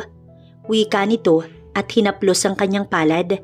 Pati ata si Nico ay nag-aabang ng itutugon niya na nakangiti pa sa kanya. Tama ka Michael, mahal na din kita. Sa maiksing panahon na nagkasama tayo, hindi ko rin sinasadya. Ayokong ipagpabukas pa to dahil natatakot akong hindi ko na masabi sa'yo. Mahal ko kayong dalawa ni Nico at natatakot akong dumating ang araw na magkahiwalay tayo. Mahaba niyang saad na naiiyak. Humigpit ang pagkakahawak nito sa palad niya bago tumayo sa kinauupuan upang siya ay lapitan. Napatayo na rin si Brielle at inintay na makalapit sa kanya ang asawa. Salamat Brielle. Pangako kahit anong mangyari, hindi ko hahayaang magkalayo-layo tayo. Saad nito habang mahigpit siyang yakap. Nainggit naman ang anak nila at nakiyakap na rin. Larawan ng masayang pamilya ang tatlo sa tagpong yun. Napakasaya ni Brielle dahil alam na ni Michael ang nararamdaman niya. Higit sa lahat, alam niyang mahal din siya nito. Masaya silang kumain ng almusal at pagkatapos Magkatuwang silang mag-asawang gumawa ng bakod na yari sa kawayan. Nang makita sila ni Alan at Alex, tumulong na rin ang mga ito. Kuya Michael, pwede mo ba akong turuan mag-drive? Tanong ng panganay na si Alex. Dinig iyon ni Brielle habang siya ay nasa hindi kalayuan sa malawak nilang bakuran na nagtatanim ng mga namumulaklak na halaman. Ilang taon ka na ba? Tanong naman ni Michael. 17 pero natry ko nang mag-drive ng motor. Kaso gusto ko itry yung kotse mo kuya. Sabi nito na ikinatawa ni Michael. Walang problema. Pag nasa tamang edad ka na, okay? Ginulo pa ni Michael ang buhok ni Alex. Paano naman po ako papa? Pwede din po ba akong mag-drive? Singit naman ni Nico. Oo naman pero magpalaki ka muna. Tuwang-tuwa naman si Nico sa sinabi ni Michael at nais na daw kaagad nitong lumaki. Sa buong maghapon ay natapos ng mga ito ang bakod ng kanilang bahay sa tulong ni na Alex at Alan. Bilang kapalit, binigyan ito ng perang pambaon ni Michael na ikinatuwa naman ni Aling Guada. Kapwa kasi nag-aaral ang dalawa. Sa lahat ng kanilang kapitbahay ay tanging sina Aling Guada lamang ang malapit sa kanila. Ang iba naman kasi ay malalayo pero mas okay na rin yung wala silang gaanong kakilala. Michael, ano sa tingin mo kung dito na lang mag-aral si Nico? Hindi naman natin alam kung hanggang kailan tayo magtatago dito at kung kailan tayo makakabalik sa Maynila. Kinagabihan ay tanong niya sa asawa habang nagliligpit ng kanilang pinagkainan. Si Nico naman ay nasa sala at nanonood ng cartoon movie gamit ang laptop ng asawa. Tanaw nila itong dalawa na kung minsan ay tumatawa pa. Iniisip ko rin yun Brielle kaso delikado. Hanggat maaari ayoko sanang ilabas si Nico. Hindi tayo nakakasigurado. Baka may lookout ang kalaban. Bata pa naman si Nico at marami pang pagkakataong makapag-aral siya. Kaligtasan muna niya ang siguruhin natin. Paliwanag ni Michael. Napabuntong hininga si Brielle. Sige, ikaw ang bahala. Tugon niya na ipinagpatuloy ang paghuhugas ng plato. Nang matapos ay pinunasan ng bata upang bihisan tsaka pinatulog. Pasado 8:00 na ng gabi, nakita niyang abala pa si Michael sa harapan ng laptop kaya hinayaan niya na muna. Batid niyang dito nakikipag-communicate ang lalaki sa mga tauhan nito na nanunungkulan sa lalaki. Lalo ngayong hindi ito pumapasok sa trabaho. Nilapitan niya ang asawa at umupo sa tabi nito. Pinanood niya ang ginagawa nito. Hindi naman nakatiis si Michael na niyakap siya at kinintala ng halik sa pisngi. Kung distracted ka, aalis na muna ako.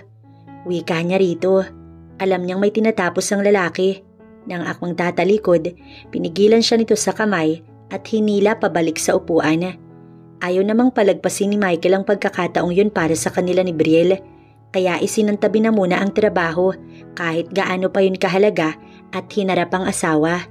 Total matagal niya nang inintay ang pagkakataong yun. Sakto at tulog na ang panganay nila. Oras na para sundan si Nico ng isang nika. Pabuhat niyang dinala sa silid ang asawa. Ready ka na ba sa honeymoon natin? Pili yung tanong niya kay Brielle. Kanina pa Michael. Nangunyapit naman ito sa leeg niya. Siya naman ay excited itong inilapag sa ibabaw ng kanilang kama. Pagkuway pinatay ang ilaw at isa-isang tinanggal ang lahat ng sagabal sa kanyang asawa. Ramdam ni Brielle ang pagdikit ng mainit na katawan ni Michael sa kanya. Nakakakaba ang unang gabi nila pero mas nangingibabaw ang kanyang excitement. Sa dilim ay pilit niyang inaaninag ang gwapong mukha nito. Humaplos ang palad ng asawa sa kabilang pisngi niya at naramdaman niya ang marahang pagdagan ng asawa. Wala pa mang ginagawa si Michael, kinikilabutan na siya sa nanunuot na munting balahibo sa manipis niyang suot. Lumukob din sa kanya ang matinding init nang yakapin siya nito at siilin ng halik sa labi. Kakaibang halik na kauna-unahan niyang natikman. Noong ikinasal kasi sila ay ismak lamang yun, pero ngayon dama niya ang kakaibang hagod ng labi ng asawa na naghatid sa kanya ng matinding kiliti, sensasyon at hindi maipaliwanag na tamis. Ginigiya siya nito upang tumugon sa malalim nitong halik. Nag-aalab at mapaghanap. Dahil dito, tuluyang nakalimot si Brielle. Tiniis nito ang unang gabi nila ni Michael, tanda ng kanyang pagmamahal sa asawa. Lumipas ang maraming buwan at naging maayos ang kanilang pagsasama ni Brielle bilang mag-asawa dito sa probinsya. Kung dati naninibago si Michael, ngayon ay unti-unti na siyang nakakapag-adjust.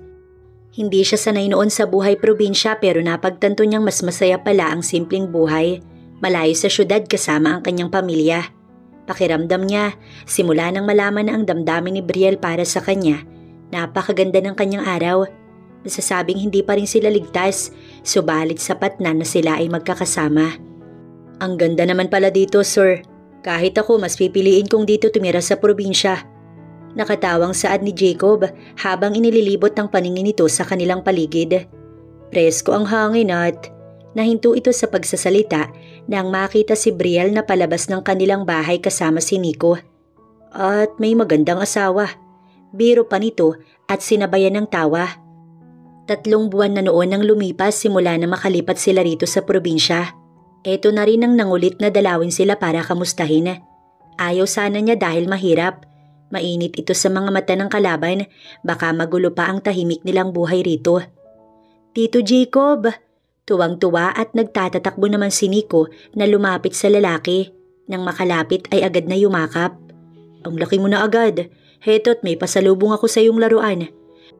Pagkuway nilapitan nito ang mga dala at naglabas ng mahabang nakakahong laruan. Tuwang-tuwa naman ang bata sa pasalubong ni Jacob na laro ang baril at agad tumakbo sa kabilang bahay upang ipakita kina Alex at Alan. Silang 3 ay nakangiting sinundan ng tanawang papalayong bata. Mabuti naman at napadalaw ka, Jacob. Ani Brielle na nakangiti sa panauhin. Matagal ko nang gustong dumalaw, Brielle. Ang kaso nag-aalala si Sir Michael. Ayaw nga sana akong payagan. Tugon naman ni Jacob. Napatingin si Brielle sa asawa na ngayon ay nakaakbay na sa kanya. May nakuha na ba kayong balita tungkol sa kampo ng kalaban? Habang iginigiya papasok sa loob ng bahay si Jacob, ay tanong ni Michael. Meron, sir. Malalim pa lang pinag-ugatan ng matinding galit nitong si Mr. Parker kay Vincent. Napagalaman na namin na walang kinalaman ng matinding galit kay Vincent nitong si Parker sa pagtiwalag ni Vincent sa grupo. Anong ibig mong sabihin? Takang tanong ni Michael na nakakunot ang noo. Kaya nila hinahanap si Nico. Dahil anak ito ni Mr. Parker na dating asawa nitong babaeng itinakas ni Vincent. Michael, hindi mo pamangkin si Nico. Hindi siya anak ng kapatid mo. At kaya sila pinatay nitong si Parker dahil ayaw nilang ibigay ang bata. Itinago pa yun ni na Vincent kaya magpahanggang ngayon, patuloy nilang hinahanap si Nico. Paliwanag ni Jacob nang tuluyan silang nakapasok sa loob. Nagitla si Brielle sa narinig at dahan-dahang nag-init ang magkabilang mata niya. Sir, mahihinto lamang ang lahat ng ito at matitigil ang pagtatago ninyo kung isusurrender ninyo si Nico sa totoo niyang ama. Pahayag ni Jacob. Hindi! Sigaw ni Brielle na ikinagulat ng dalawa. Hindi ko ibibigay sa kanya si Nico kahit anong mangyari. Anak ko siya at anak namin ni Michael. Nanginginig ang boses ni Brielle habang hysterical na sumisigaw. Niyakap naman ito ni Michael upang pakalmahin. Michael, please, huwag mong gagawin ang sinasabi ni Jacob. Hindi ko kayang ibigay si Nico. Hindi ko kayang mawala sa atin ang anak natin. Umiiyak nitong sabi na yumakap din sa kanya. Brielle, makinig ka sa akin. Walang awang pumatay ang Parker na yun. Pero kung makikipag-ayos kayo at ibibigay ng maayos si Nico sa kanya, wala na tayong problema. Mamumuhay kayo ng malaya at magkakaroon ng maraming anak. Paliwanag ni Jacob, subalit lalo lamang pumalahaw si Brielle. Alam mo bang sinasabi mo, Jacob? Masisira ang buhay ni Nico kapag ibinigay namin sa kriminal na yun. Pero higit na may karapatan si Parker sa kanyang anak. Huwag niyo iyong ipagkait sa kanya. Ang sakripisyong gagawin niyo ay mas makabubuti sa lahat. Dagdag ni Jacob. Galit na hinarap ito ni Brielle at dinuro. Bakit? Ikaw ba ang gumigising ng madaling araw para ipagtimpla at magpalit ng diaper niya? Sa tuwing nagkakasakit siya, ako ang nagsakripisyo sa kanya simulat sa pool, kaya madali para sa iyong sabihin yan. Kahit anong mangyari, Jacob, hindi ko ibibigay ang anak ko sa isang kriminal. Galit na tumalikod si Brielle at tinungo ang kwarto nilang mag-asawa. Problemadong naiwan sina Michael at Jacob at nag-iisip sa sala. Pasensya ka na, sir. Mukhang nagalit ko ata si Mrs. Kakamot-kamot sa batok na saad ni Jacob. Napabuntong hininga si Michael. Imposible ang sinasabi mo. Nakita mo naman ang resulta noong pinaghiwalay natin sila, di ba? Tugon naman ni Michael. Kung siya nga ay hindi makapaniwala na hindi totoong anak ng kapatid si Nico. mukhang may kakaharapin pa silang mas malaking problema. Masakit. Sobrang hirap para kay Brielle ang kanyang naging desisyon na ipaubaya si Nico sa sarili nitong ama. Hindi naging madali para sa kanya dahil inabot pa ng halos 2 taon ang kanyang pagpapasya. Ni hinagip, hindi niya akalaing darating din pala ang araw na siya mismo ang susuko at lalapit kay Mr. Parker. Kung hindi pa nagkasakit si Nico ng leukemia at kailangan ng bone marrow, na tanging pwedeng donor ang sarili nitong ama. Mas pinili niya itong makuha ni Mr. Parker kaysa naman hayaan itong mawala ng tuluyan. Hindi makapaniwala si Mr. Parker kung hindi pa sila nagkaharap mismo sa hospital kung saan nag-aagaw buhay si Nico. Dahil dito, dinala sa bansa ang bata para doon gamutin at tuluyang gumaling at sa part na yun, wala na siyang nagawa pa. Si Nico ay anak ng mag-asawang Dorvia at Minjun Parker. Arranged marriage ang dalawa dahil sa tradisyon ng mayamang pamilya. Ang kwento ay hindi mahal ni Dorvia itong si Minjun, kaya nang makilala si Vincent, sumama ito sa lalaki upang takasan ng asawa. Pero natuntun sa Pinas ang dalawa. Nakiusap si Mr. Parker na hayaang magsama sina Vincent at Dorvia basta ibibigay ang anak ng mga ito dahil tanging nag-iisang tagapagmana ng kayamanan ng pamilyang Parker ang bata. Ngunit hindi pumayag si Dorvia. Kaya itinago si Nico na lalong ikinagalit ng lalaki. Nang matuntun, ay parehong pinatay at patuloy na hinanap ang anak na si Nico.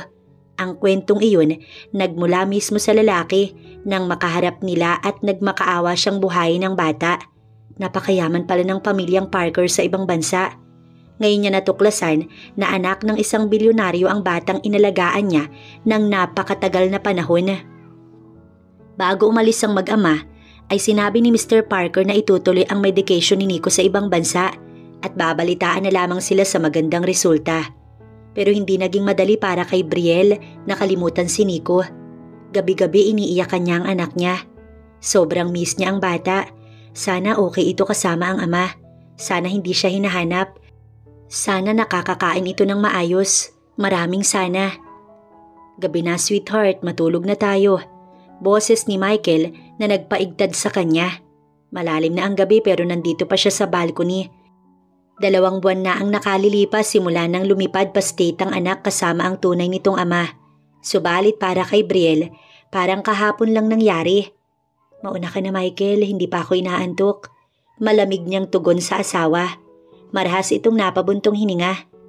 Kung sini ko na naman ang iniisip mo, okay lang siya. Hindi siya pababayaan ng sarili niyang ama. Malambing siya nitong niyakap. Pero iba pa rin yung nakikita ko siya, Michael. Sana malapit lang at pwede natin siyang dalawin. Alam mo, Brielle, minsan gusto ko nang magselos. Kahit nasa harapan mo ko, si Nico palagi ang nais mong makita. Si Nico palagi ang inaalala mo. Sa ginagawa mo nakakalimutan mong may asawa ka. Ramdam ni Brielle ang nagtatampong boses ng asawa. Sa sinabi nito ay uminit ang ulo niya kaya naiinis niya itong tinignan tsaka tinanggal ang brasong nakapulupot sa kanyang bewang. Alam mo ba ang sinasabi mo, Michael? Anak ko si Nico. Oo, hindi ko siya totoong kadugo pero itinuring ko siyang dugo't laman ko. Hindi niya napigilang sumigaw dahil sa inis na naghahabulan ng mga luha. Naninikip ang dibdib at halos hindi makahinga. Mariin siya nitong tinignan at bahagyang nagtagi sa mga bagang. Hindi ko naman sinabi sa iyo huwag mo siyang alalahanin, Brielle. Pareho nating alam ang rason kung bakit ibinalik natin sa tunay niyang ama ang bata para sa kanyang kaligtasan. Buhay niya ang nakasalalay dito. Kung hindi natin gagawin yun, anong mangyayari? Dahil kay Nico nawala ang kapatid ko. Dahil kay Nico nawala ang lola mo kaya tama na. Kalimutan mo na siya. Nagtitimping sigaw din ni Michael sa kanya bago siya galit na iniwan. Tulala siyang napasunod ng tingin sa kanyang asawa habang patuloy na naghahabula ng kanyang mga luha. Napasalampak siya ng upo habang humahagulgol. Bakit kasi ang hirap kalimutan ng anak? Bakit bawat oras naiisip niya ito? Bakit lahat ng alaala ni Nico sariwa pa sa kanya hanggang ngayon? Hindi niya matanggap na mawawalay sa kanila ang bata. Hindi niya namalayan na nakatulog na pala siya sa sofa. Maayos siyang nakahiga at may kumot. Tumayo siya at nagtungo sa silid nilang mag-asawa. Nadatnan niya si Michael na nag-iimpake ng mga damit at bihis na. Babalik na tayo sa Maynila, Brielle. Kung mananatili tayo sa lugar na to, mas lalong mahihirapan kang kalimutan ng bata. Patuloy ito sa pag-iimpake na hindi siya sinulyapan. May kung anong mabigat na bagay siyang naramdaman sa kanyang puso. Sige, umalis ka, pero hindi ako sasama sa'yo. Nandito ang masasaya nating alaala na kasama si Nico. Malungkot niyang usal. Tsaka lang ito huminto sa pag-iimpake at siya ay tinignan, pero walang nanulas sa bibig nito. Hindi kita pipilitin, Brielle, pero naghihintay ako kung kailan mo ko pipiliin kaysa sa batang inalagaan mo. Mahal kita, pero kung palagi nakapagitan sa atin ang alaala ni Nico, paano tayo? Paano ko?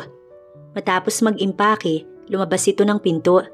Minsan pa siyang nilingon na para bang nag-iintay na magsalita siya at pigilan, pero nanatiling tikom ang kanyang bibig. Hinayaan niyang iwan siya ni Michael kung iyon ang nais ng lalaki. Kung sa tingin ni Michael na ito ang makabubuti para sa kanila, hindi niya ito pipigilan. Karamay ang kailangan niya dahil nalulungkot siya sa pagkakalayo nilang mag-ina. Pero hindi siya kayang samahan at intindihin ito. Para ano pang mag-asawa sila kung makasarili ito? Narinig na lamang niya ang papalayong kotse ng asawa. Pagkuway malungkot niyang inilibot ang kanyang paningin sa nagsilbing silid nilang tatlo sa mahigit 2 taon. Halos dinig niya pa ang hagik-gik at tili ng anak niya. Kung hindi sana nagkasakit si Nico, kung hindi lang nito kailangan ng bone marrow mula sa sariling ama, hindi mangyayari lahat ng ito. Nangihina siyang napaupo sa gilid ng kama. Naroroon na naman ang naghahabulang luha sa kanyang mga mata na hindi niya kayang pigilan. Nico, anak ko. Yakap niya sa una ng bata at humahagulgol. Matapos umiyak ni Brielle, muli siyang nakatulog at halos tanghali na siyang nagising. May naririnig siyang kaluskos sa sala, kaya nakadama siya ng tuwa at nakangiting lumabas. Binalikan siya ni Michael. Nagmamadali na siyang lumabas ng kwarto. Subalit nagkamali siya. Si Aling Guada ang naroon at nag-iimis ng kalat niyang napabayaan sa sala. Hindi siya binalikan ng asawa. Gising ka na pala. Ipinagluto kita ng makakain. Wala ka man lang kasing sinaing. Naisip kong baka may sakit ka. Nakangiting saad nito na patuloy sa pagwawalis. Hindi siya kumibo pero nakadama ng hiya. Hindi niya matandaan kung kailan siya huling nag-asikaso para sa kanila ni Michael simula nang mawala si Nico. Para bang nawalan siya ng gana sa lahat. Tama nga si Michael. Nakalimutan niyang may asawa siya. Salamat, Aling Guada. Maliligo lang ho ako. Kumuha siya ng towel tsaka nagtungo sa kusina. Katabi nun ng banyo. Paglabas niya ay nakahain na si Aling Guada. Umuusok pa ang sabaw ng tinola. Naisip niya bigla si Michael at Nico. Paborito pareho ng dalawa iyon at nag-aagawan pa ng sabaw. Halika na, kumain na tayo. Maaga din kasing umalis si na Alex at Alan, kaya hindi na ako nakapag-almusal. Alam kong mas masarap kang magluto nito pero tikman mo na lang. Nilagyan ko yan ng tanlad. Masaya nitong wika. Tila ba hindi alintana na wala si Michael or talagang nakita nitong umalis kanina. Halata namang wala ang sasakyan ng asawa sa harapan nila. Salamat, Aling Guada. Tinanggal niya ang nakabalot sa basang buhok tsaka sinuklay at humarap sa mesa. Ang kaso, wala siyang ganang kumain. Nanatili lamang siyang nakatitig sa masarap na sabaw. Brielle, alam kong mahirap ang pinagdadaanan mo ngayon. Pero tandaan mo, lahat ng pagsasakripisyo may magandang kahahantungan. Naging mabuti kang ina kay Nico. Sana maging mabuting asawa ka rin kay Michael. Pahayag ni Aling Guada at pinaglagay siya ng kanin sa kanyang plato. Pilit siyang humigop ng sabaw kahit na wala siyang gana. Pero mapait ang kanyang panlasa, rason para maduwal siya. Napatakbo siya sa may lababo at doon nagduduwal. Sa pag-aalala ni Aling Guada, siya ay dinaluhong, hinilot ang kanyang likod. Masakit na masakit ang kanyang sikmura at nangihina siyang iniupo ni Aling Guada sa kalapit na silya pagkatapos niyang magduwal. Buntis ka, Brielle. Magkakaanak na kayo ni Michael. Natitigilan siyang napatitig kay Aling Guada. Dama niya ang mabilis na pagtibok ng puso matapos nitong sabihin yun. Hindi man siya kumbinsido pero nasabi niya sa sarili niya na sana nga totoo iyon. Bigla ay napahawak siya sa impis niyang tiyan. At para makasiguro, sinamahan siya ni Aling Guada sa araw na yun patungo sa bayan upang magpatingin sa doktor. Yes, Mrs. Tama ka. Buntis ka ng 3 weeks. Matapos ang ilang test ni Doktora Cabral ay wika nito. Kilala ni Aling Guada ang babaeng doktor dahil dito rin ito noon nagpa-check up nang ipinagbuntis si Alan at Alex. Sa unang pagkakataon pagkatapos mawalay sa kanya si Nico ay nagkaroon siya ng matinding kaligayahan dahil sa wakas magkakaroon na siya ng sarili niyang anak na matatawag na kanya at walang sino man ang pwedeng kumuha rito. Aling Guada, narinig mo yun? Buntis ako. Masayang-masaya niyang saad sa kasama na sa sobrang kaligayahan ay niyakap niya ito. Hindi niya rin napigilan ng mga luha. Oo, Brielle, at sa pagkakataong to sarili mong dugot laman, wala nang makakaagaw sa'yo niyan. Masaya din itong hinaplos ang likod niya. Labis siyang nagpasalamat sa doktor na tumingin sa kanya. At dahil wala pa siyang kain, prutas ang binili ni Aling Guada para sa kanya. Dahil mas healthy nga daw yun sa baby. Hinog na mangga ang kanyang nilantakan pagdating nila at ininom ang mga vitamins na ibinigay ng doktor sa kanya. Mabuti nga at nandyan si Aling Guada at siya'y may kasama. Matapos kumain, tila ba kay sarap matulog at iyon ang ginawa niya. Sa totoo lang, hindi naman talaga lumayo ng lubusan si Michael, kundi ang nais niya lang malaman kung talagang kaya ni Brielle na pati siya mawala sa buhay nito. Ayaw nga kumain palaging malungkot at umiiyak. Ani Aling Guada, kausap niya ito sa kabilang linya. Pansamantala, inihabili niya ang asawa kay Aling Guada para may mag-asikaso rito. Hindi naman talaga niya kayang iwan ito. Nais niya lang iparealize kay Brielle na kailangan niya rin ng atensyon at pagmamahal mula dito. Kaya hetong at ilang oras pa lang niyang iniwan si Brielle, gusto niya na itong makita. Pero ang nais niya ay si Brielle na mismo ang lumapit sa kanya at makiusap na wag itong iwan. Napabuntong hininga naman si Michael sa sinabi ng ginang. Napapatingin siya sa susi ng kanyang sasakyan at nais tunguhin ng asawa. Pero kung gagawin niyang bumalik, iisipin ni Brielle na hindi niya kayang panindigan ng kanyang sinasabi. Hindi nito maiisip ang maling ginagawa. Okay, pwede ba ang pilitin niyong kumain kahit konti lang? Alalang-alala si Michael. Naku, ginawa ko na pero iyak lamang ng iyak. Ang totoo, nagsisinungaling si Aling Guada. Ang nais niya ay magkaayos ang mag-asawa, lalo at buntis si Brielle. Gusto niyang umuwi si Michael, total naman na hindi rin ito mapapalagay kapag malayo si Brielle. Nauunawaan niya ang pinagdadaanan ng dalawa at sa tingin niya, pang-unawa ng isa't isa ang kailangan ng mga ito. Okay, Aling Guada, siguro nga hindi ko talaga dapat siya iniwan. Nakukonsensyang saad niya. Siguro, higit niyang kailangan ng pag-unawa ko, di ho ba? Tanong pa ng lalaki. Naku Michael, bago pa lang kayo ni Brielle, mas marami pa kayong pagdadaanan. Hindi niyo dapat sinusukuan ng isa't isa. Okay lang ang magtampo pero walang iwanan. Umuwi ka na at ikaw lang makakapagpatahan sa asawa mo. Panapos na sabi ni Aling Guada bago pinatay ang linya. Bit-bit ang bag na lumabas ng hotel si Michael kung saan siya nag-check-in. Uuwi na siya, hindi niya kayang iwan si Brielle. Alam niyang kailangan siya ng asawa. Nagising si Brielle na nasa tabi niya si Michael. Nakatunghay pa at hawak ang isa niyang kamay. At para makasigurong si Michael nga ang nasa harap niya, ginagap ni Brielle ang pisngi nito. Si Michael nga, binalikan siya ng asawa. Mabilis siyang umupo at yumakap dito na agad umiiyak. Akala niya talaga hindi siya nito babalikan at tuluyang iiwan. I'm sorry Brielle, I'm sorry. I love you so much.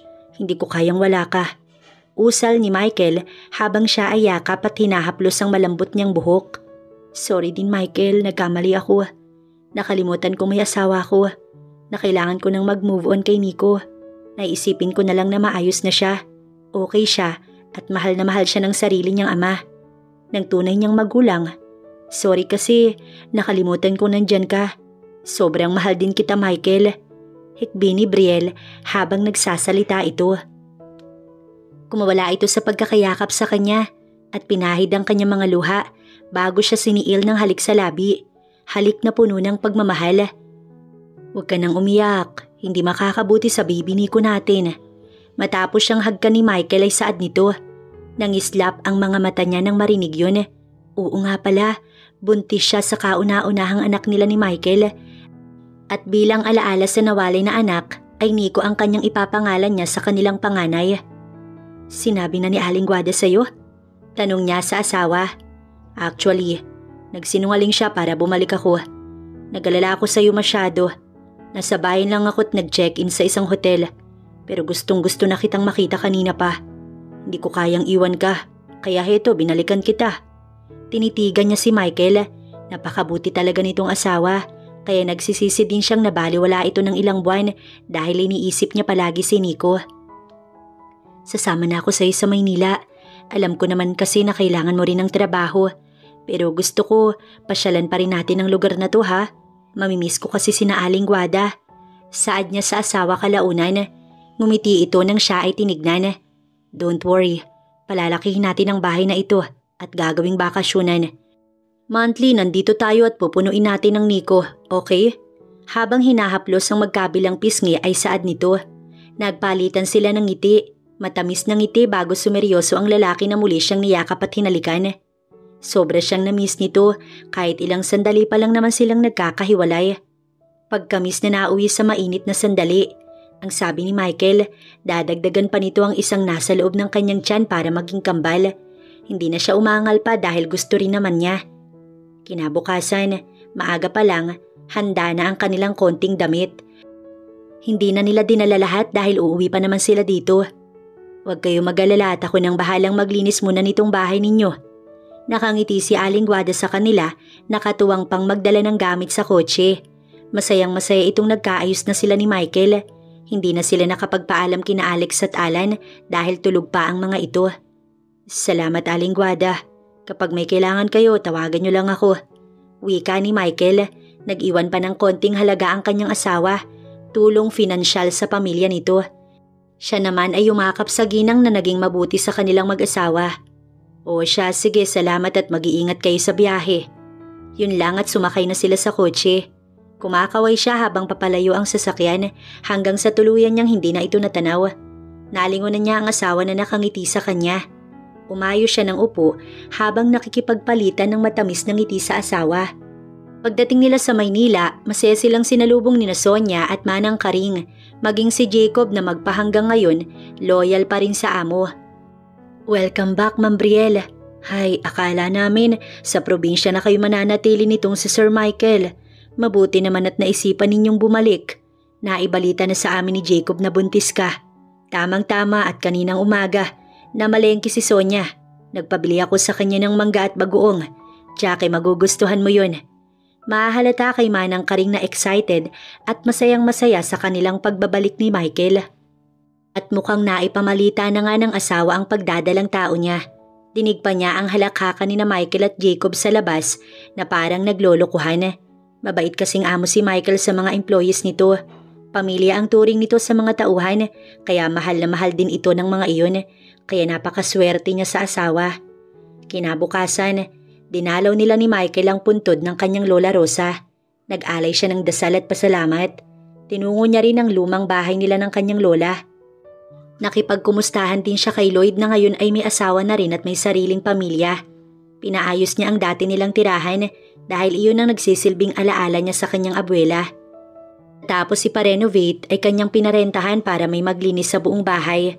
Pwede naman niyang ibenta yun, kaso nangihinayang naman siya. Support naman ni Michael sa kung anong nais niya kaya wala siyang naging problema at wala silang pinag-aawayan. Sa ngayon, bumabawi siya rito sa lahat ng kanyang pagkukulang kay Michael. Mula paggising nito, pagpasok sa office at pagdating galing sa trabaho, gusto niyang siya ang nag-aasikaso sa lahat ng mga kakailanganin. Yun kasi ang gusto ng kanyang asawa. Yun ba ang nararamdaman nito ang pagmamahal niya? Mas pabebe pa nga ito sa kanya. Hanggang sa dumating ang araw ng kanyang panganganak. Hindi siya nagpa-ultrasound dahil sabi ng asawa para surprise. Habang dinadala na siya sa delivery room, hindi niya kayang ipaliwanag ang sakit kaya napapahiyaw siya. Pero syempre, matagal na siyang handang magkaanak at excited kaya alam niya sa kanyang sariling kakayanin. Halos 6 na oras siyang nasa loob ng delivery room habang iniluluwal ang anak niya.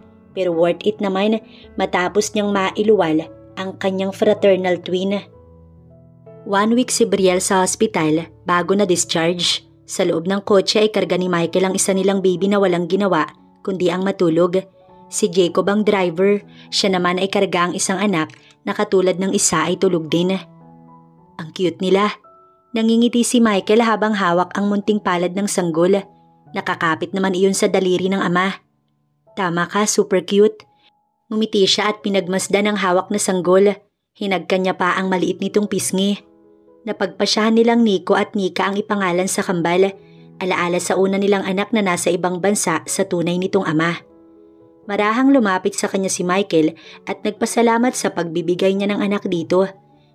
Pero higit siyang nagpasalamat sa asawa sa pagkakaroon nila ng ganitong blessing. Pagdating sa bahay, masaya silang sinalubong ni Manang Karing at Sonia. Excited na makita ang anak nila at agad kinuha sa kanilang mag-asawa upang ihatid sa nakaredy niyang silid para sa kambal at siya naman ay kailangan ng pahinga. Pagkalipas ng 3 buwan, isinaayos nila ang kasal nilang dalawa ni Michael sa simbahan dahil noong una silang ikinasal ay sa judge lamang. Ang nais ni Michael ay ipaalam sa marami ang kanilang pagmamahalan at hindi pa nga umaabot ng 1 buwan, ginanap ang kanilang engrandeng kasal. Panauhin nila ang mga kakilala at kaibigan nila ni Michael, kasama na doon ang buong pamilya ni Aling Guada. Sa dami ng sakripisyong pinagdaanan niya simula pa man, sulit na sulit sa pagdating ng asawa sa buhay niya. Lubos niya iyong ipinagpapasalamat sa kanyang asawa. "Mommy, Daddy!" Tumitiling sigaw ng anak nilang si Nika habang hinahabol ng kapatid nitong si Nico. Nasa bahay bakasyonan sila ngayon at naglalaro ang dalawa ng habulan sa malawak nilang bakuran. Wala itong sawang naglalaro simula pa kanina. Halatang na-miss ng mga anak ang dalawa. Huli kasi nilang punta at noong nakaraang taon pa dahil maraming inasikaso ang asawa. Kasama nila ngayon ay sina Aling Karing at Sonia na siyang katuwang niyang mag-alaga sa kambal dahil napakakulit ng dalawa. Totoong napapagod siya sa kakahabol dito. Hindi katulad noong maliliit pa ang mga ito at hindi pa nakakalakad. "Tama na yan ha, kakain na tayo." Saway niya sa 2 anak na pareho ng pawis. Kasalukuyan naman siyang naghahain ng tanghalian nila dito sa bakuran sa ilalim ng malaking puno. Si Jacob at Michael ay magkatuwang na nag-iihaw ng isda na kanilang uulamin. Si Manang Karing at Sonia ay dala-dala mula sa loob ang iba pang ihahain sa mesa. Parang kailan lang nang iluwal niya ang kanyang kambal at ngayon 4 na taon na ang mga ito. Kay bilis ng panahon. Sa pagkakaroon nila ni Michael ng tunay na anak, napuna ni Nico at Nika ang pangungulila niya sa unang anak na ngayon 9 na taon na at masayang kasama ang tunay na pamilya. Kahit papaano, nakikibalita siya pero madalang lamang. Mas makabubuti na rin naman yung hindi sila nagkita pang muli dahil iniiwas lamang nila ang kalungkutan lalo na sa part ni Nico na biglaan ang kanilang paghiwalay. Mabuti naman at natanggap niya na ang lahat sa tulong na rin ni Michael. Lumilipas naman talaga ang lahat ng kalungkutan. Nakakalimot pero mananatili sa puso niya ang masaya nilang alaala ni Nico. Habang sabay-sabay na kumakain, ay nag-iisip na naman ng gagawin bukas sina Jacob at Michael. May kalapit kasing dagat sa kanila at gustong mag-swimming ng mga ito. Sinang-ayun na naman ng 2 makulit. "Ako po, Daddy, gusto mag-swimming." Nagtaas agad ng kamay si Nika. "Ako din po, Daddy." Pumangalawa naman ang kanilang isa pang anak. "Sige, bukas magsiswimming tayo. Pero dapat, behave lang ha. Dagat yun, hindi pool." Saway naman ni Michael sa 2 makulit. Nais nga nitong sulitin ang kanilang bakasyon dahil panigurado, sa susunod na taon na naman sila makakabalik rito. "Yehey!" Sabay pang pumalakpak ang 2 bata dahil sa tuwa.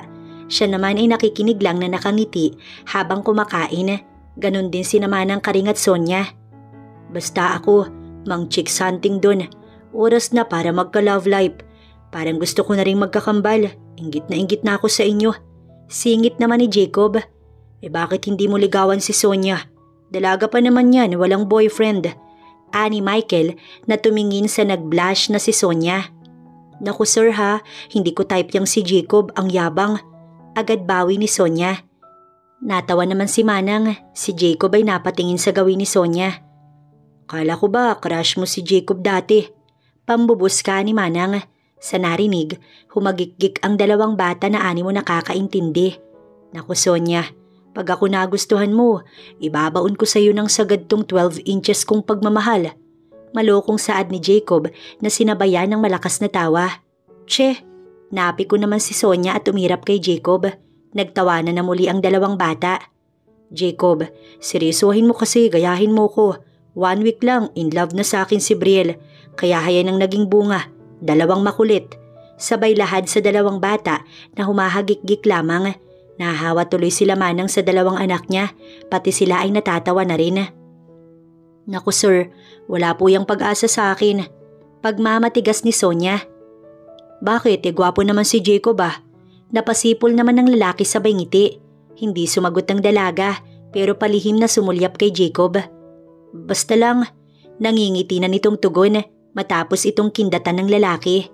Kinabukasan nga, kasama sina Aling Guada at ang 2 nitong anak na sina Alex at Alan, nagtungo sila sa dalampasigan upang pagbigyan ng mga bata na mag-swimming.